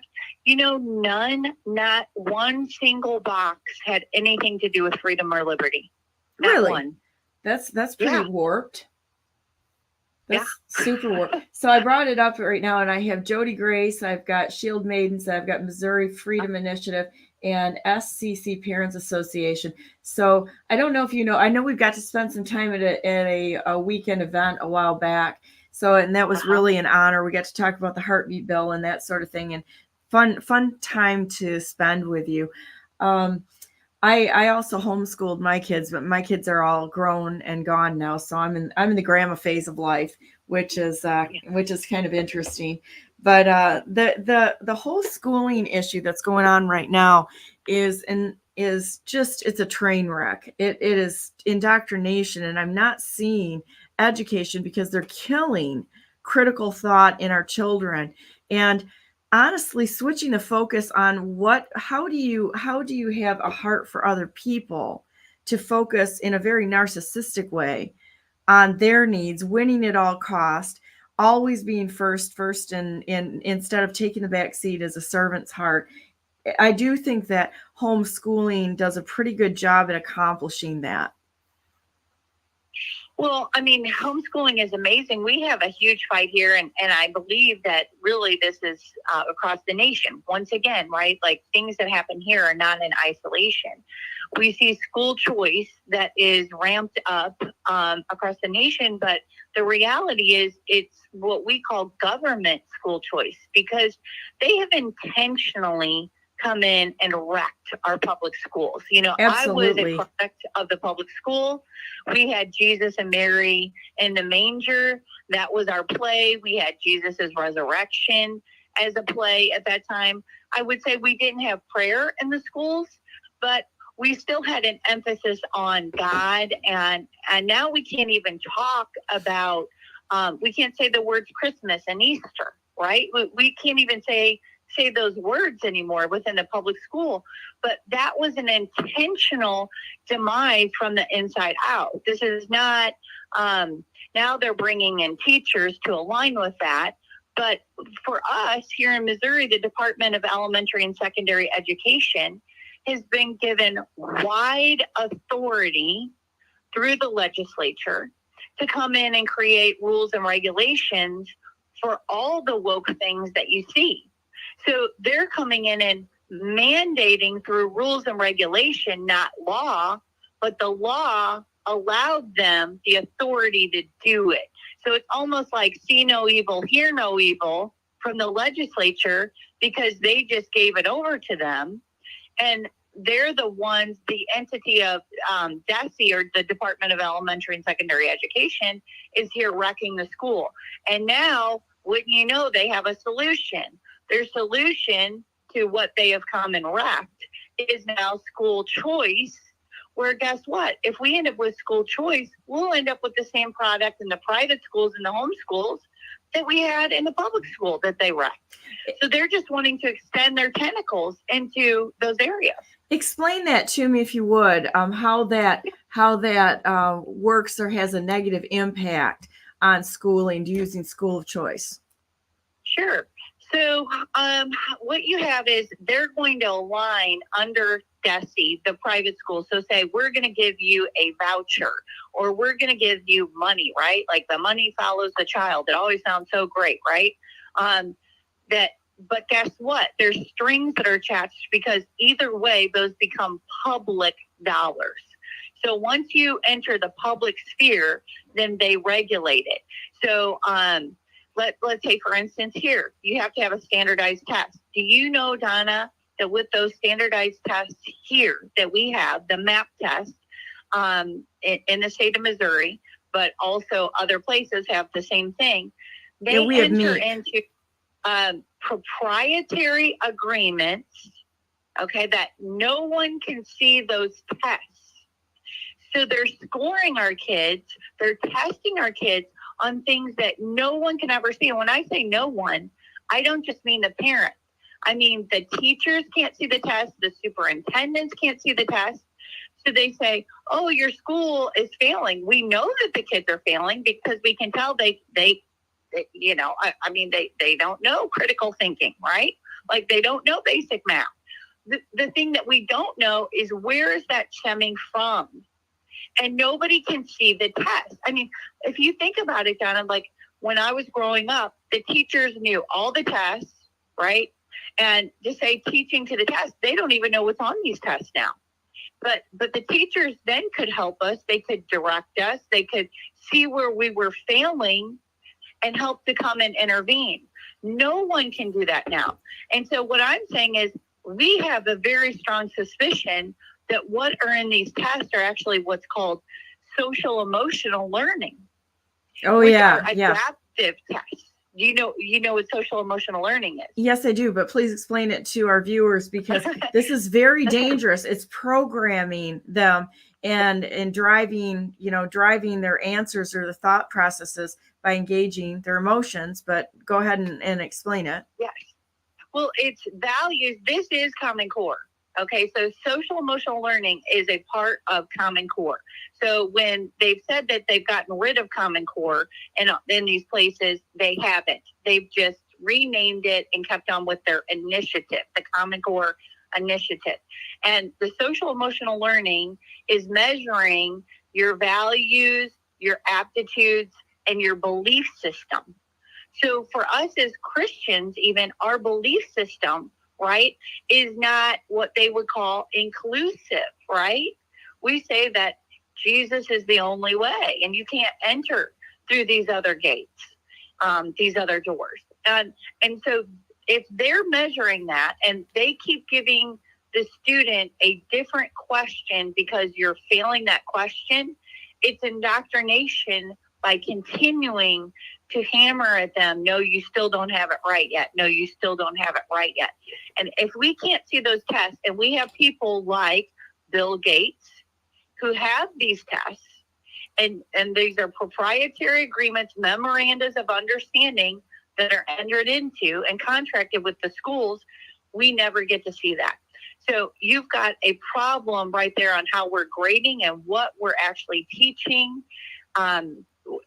these children, and even how our teachers are graded, Donna, because if the teacher, let's just say we have someone who we would think is a fantastic teacher, but their kids are failing because they're failing a social emotional learning part of a test, then we're scoring those teachers as well with something they can't see, because maybe They think, again, they're not inclusive enough. They're not diversified enough, right? They're not equitable enough. And therefore, they're not a good teacher and they wouldn't score well. So we have this problem. And again, the solution is coming in, well, we'll give you money to go to the private school. Well, then what's going to happen is the private school are going to have the same thing. Mm-hmm. They're going to require, that's what we're seeing, like in legislation, they're going to require the same tests, right? Well, homeschoolers too, and then they're going to get into requiring content in books and all of that. And we know that they hate America. Our education system absolutely hates America. They've proven to want to take flags out in general and basically make every other country on the planet more important. And we've got to get into white privilege and all that kind of nonsense in the schools. So I think it's absolutely toxic to not be able to see what's on those tests, including the porn that's in the schools. Yeah, well, yeah. And when you talk about the curriculum, Donna, so we have Class Wallet here. And this came from Florida. And how you receive funds from these school choice programs is that money is loaded onto this Class Wallet system. Well, guess what? The Class Wallet system doesn't have any of your Abeka, your Saxons, your classical conversations. It doesn't have any of those things that we would consider conservative, right? On the Class Wallet. Mm-hmm. You know who has on Class Wallet? Amazon. Amazon's on Class Wallet. You have any of the woke entities, basically you can look, they're on Class Wallet. So they're picking the curriculum for you, and then you're going to receive the strings of taking the money. So I even talk about, say you're a private school and you say, well, I don't really want any part of this, but the parent is going to use their money to bring the child into the school. And that's the parents, that's their prerogative. Well, if the school then starts to build out for these vouchers, guess what's going to happen? I mean, you're a businesswoman. You understand this, that if they build out and they take out loans themselves to accommodate that growth, then when 5 years later that there's strings on those parents on what that looks like and how they can spend that money, and they say to the school, well, the only way that I can continue coming to this private school is using this voucher. And now we have these strings placed upon us and the school has loans, then what position are they going to be in? I mean, you're putting them in a position to either close their doors because they won't, do what the government requires of them. So they have to close their doors because of the great amount of loans that they have on them, or they're just going to have to succumb to whatever the government wants. So these are the kind of things, and I would say even as in regard to classical conversations, they are a big opponent, like basically a voice to say how dangerous these programs are. And I mean, when we go into school choice, I can't say enough that we're putting ourselves in danger, and the talking points sound good, but like most things, the reality, it doesn't match the talking points. Well, it's meant to hide the truth. That's the problem with a lot of the bills and things that have been passed, even in the state of Michigan here. They were designed with very misleading language in them, but people typically don't get past the headline and say, oh yeah, it sounds like a great idea. Whammo. Product of our government schools there have been indoctrinated to just hit the headline, looks good, let's vote for it. Well, okay, so I'll go into another issue that we have that all the states that I see are getting into, right? We hear this rhetoric about the WHO, right? The World Health Organization, and pushing back, I don't know if you're hearing there, but I'm pretty much hearing from every state about pushing back against the WHO treaty. But no one's talking about the quiet infiltration that's been happening within all of our states. I can tell you because you can go on their websites and see who is entering into these interstate medical compacts. So these interstate medical compacts that we have are all your doctors, your healthcare workers, and they are creating rules that in the bills that are passed, and by the way, your bills have to look the same as my bills. They have to be standard with this interstate medical compact. So that means if you find yours, it's going to look just like mine. Is that what they do is the rules then have the full force of law. So when we think of the COVID tyranny, we're now giving this over to a body, which, by the way, this commission is in DC, and we're handing them all the authority to promulgate rules, and those rules then have the full force of law, which our courts, because it says this in the bills, the courts then have to uphold the compact.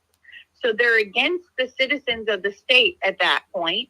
And now they are the employee, the court becomes almost the employee, right, of this compact outside of DC.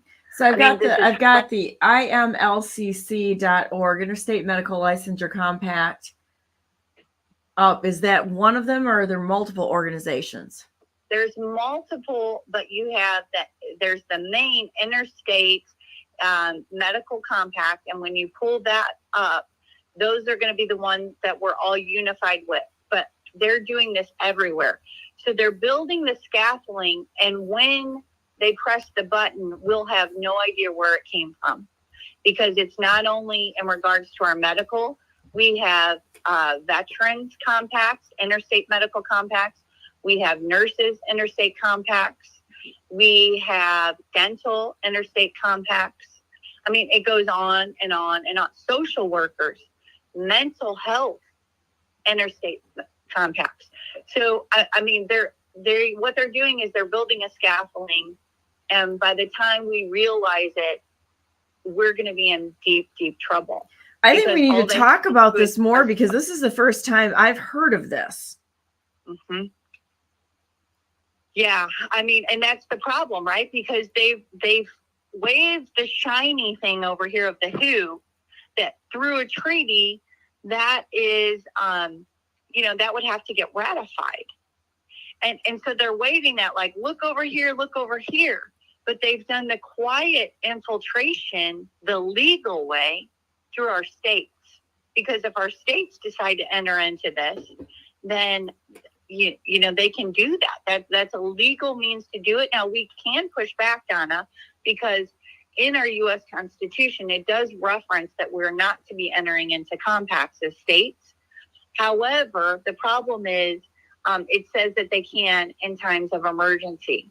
So I believe that they're just building the scaffolding, then they'll create the emergency, and then they'll even be legitimate within the Constitution. Wow, this is so evil. It's incredible. I mean, we've got a parasite class of people running this nation. And that's what they do. They infiltrate, they take over organisms and organizations and that sort of thing. They're parasites, and they're finding new ways of attacking. I have not seen this as yet. So I'm going to have to do some research on this, because this is terrifying. Oh yeah, it is. It really is. And so I'd say there's another leg to that stool with it. Okay. And what you see in tandem with that in these different states are they're opening up law, and where you had, let's say, with sheriffs, okay, I can't speak for Michigan, but here in Missouri, we had that it was illegal. It was against the law for us to allocate funds from the General Assembly or any other place to the sheriffs. Well, the reason why you would do that, right, is you don't want the sheriffs bought and paid for, obviously. But instead, what we're doing is we're now opening up those sections of law. We're removing the prohibitions to give it to them. We're actually saying now that they can allocate funds from the General Assembly, and any gifts or donations or bequests can actually flow into those entities. So sheriffs being one of them. I mean, do you see a problem with, I don't know, Soros, Gates, Zuckerberg being able to privately give to the sheriffs? Wow. Is there, so you have that. You have prosecutors, same thing. Our waterways, our ports, same thing. Our forests, the same thing. So you see that they're opening this up, and here in Missouri, we had Zuckerberg bucks, and they went to the machines here, the election machines. So They did in Michigan too. This becomes a problem.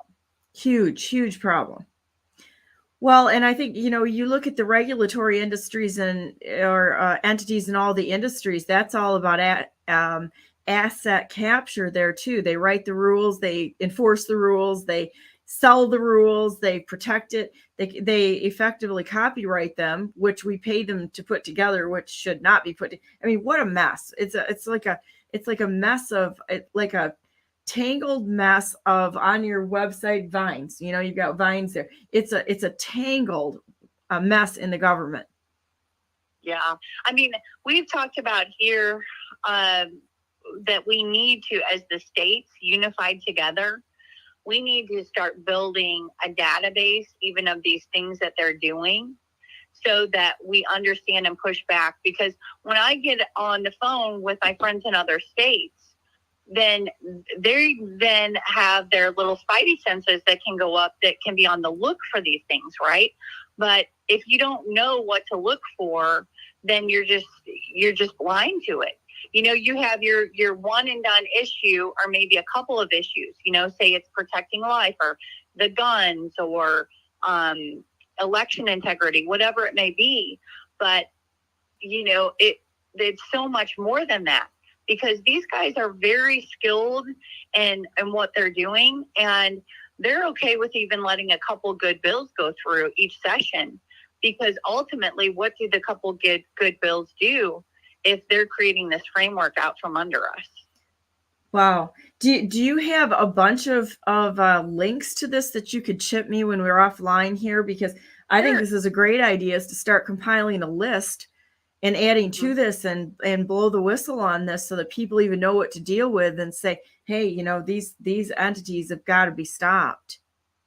Yeah. I mean, I will be happy to do that, Donna, because again, I think, this is our moment, right? Like, this is our Esther moment, and we all have to do what God's called us to do in this time, because we're all uniquely fashioned for this moment. Yes, absolutely. Well, I really appreciate you coming on today, and I'd like you to come back on next week. Can you come back on next week and we can talk about this some more? Sure.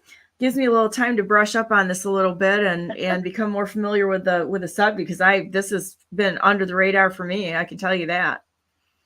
The advantage of talking to lots of different people is that you benefit from their viewpoint, from their purview, because we're all looking in different areas and we all have different areas of expertise. And I so appreciate that you're willing to come on today and share this with everybody, because this is important.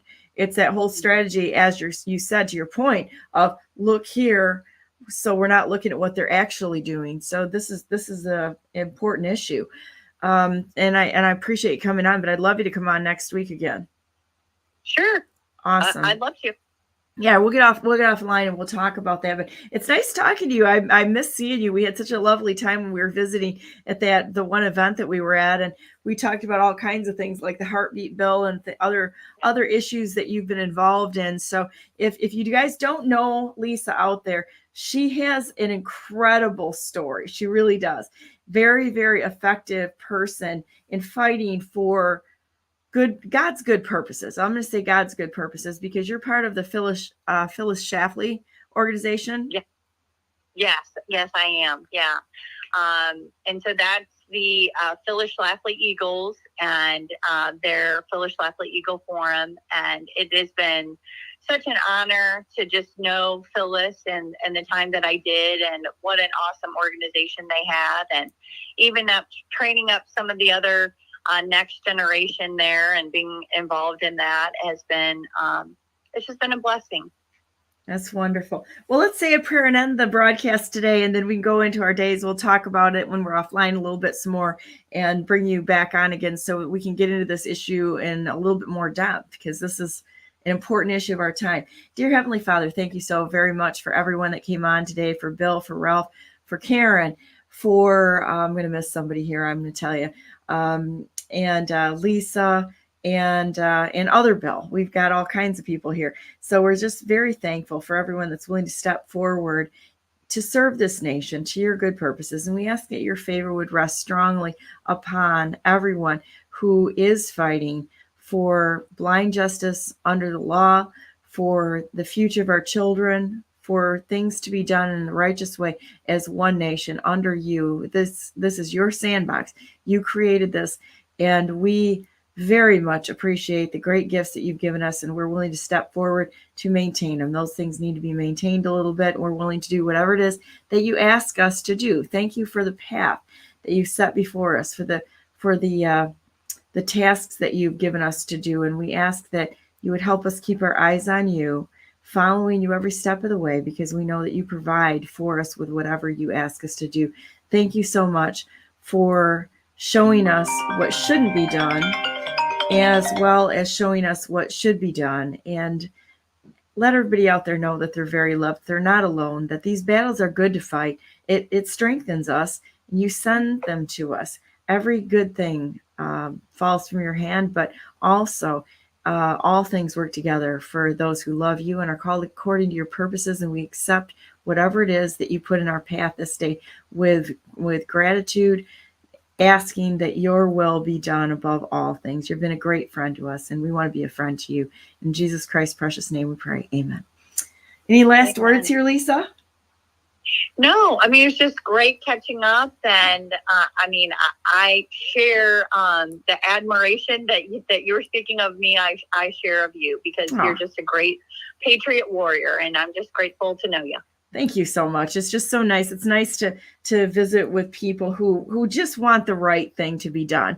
You know, that this is what we're lacking here. What we're lacking is wanting not to win at all costs, but to win under the law in a lawful process in order to have a beautiful country that's based on peace and on individual rights, on helping each other in our communities, caring about the future generations, and making good decisions, not based on what we get, but what we can give. I think that's what God's called us for, to have a servant's heart in that area. So I'm going to go ahead and end this now, and let everybody know. Please go to, let's see, I'm on the wrong side today, BrandenburgForGovernor.com, because I'm the best non-conceder who has ever not conceded to the fraudulent, rigged, maladministration, abysmal failure of elections that we've had. And we're going to continue to fight on this and until we see that 2020 and 2022 fraudulent elections righted, because they missed the mark by a long shot. And I want to say thank you to the rightful president of the United States, President Donald J. Trump, General Flynn, Admiral Rogers, and all the wonderful patriots that have been fighting for this nation. There's just an untold amount of people who have been fighting for this nation quietly, without having a microphone, without having their voices being heard, because they're silencing people who are fighting. They're taking away parking spots, for gosh sakes. That's about the most childish thing that I've heard yet. It's outrageous. I'm gonna actually bring his website up again. Hang on a minute, because I think this is, I must have closed it and lost it here. Let's see if we can bring it back up again. I'll bring it up another day. We'll have him back on again. But at any rate, everybody's fighting for this who have a good heart. There's more good people than there are bad people. There's more people who care about God and love other people, have that capacity to love, than there are bad guys. The parasite class is relatively small. They're just really organized, but that's okay. We don't care. We will take on this challenge without fear, without wavering, without backing down, because we're going to take this nation back, and we're not asking permission. They have no sway over any of us, because we have a good goal. Our goal is to see the will of God be done on this, within this nation, within this world, within all things. It's God's will be done. So with that said, I'm going to give you little heart hands. God bless you. God bless all those whom you love, and God bless America. Make it a great day. Use every minute that God's given you to make an impact in this world. Tell people that you love them. Let them know that they're not alone. Find ways to be a blessing to others and give everything you have away. It's amazing how that works, that everything you thought was bad in the world all of a sudden will turn around, and you'll find the desires of your heart, which may not be material. It may be the things of eternal value. So anyhow, I'm just going to let this go, and we will be on tomorrow. We've got Ralph and Karen on tomorrow. So we'll be talking about technology things and all other kinds of things. So have a great day.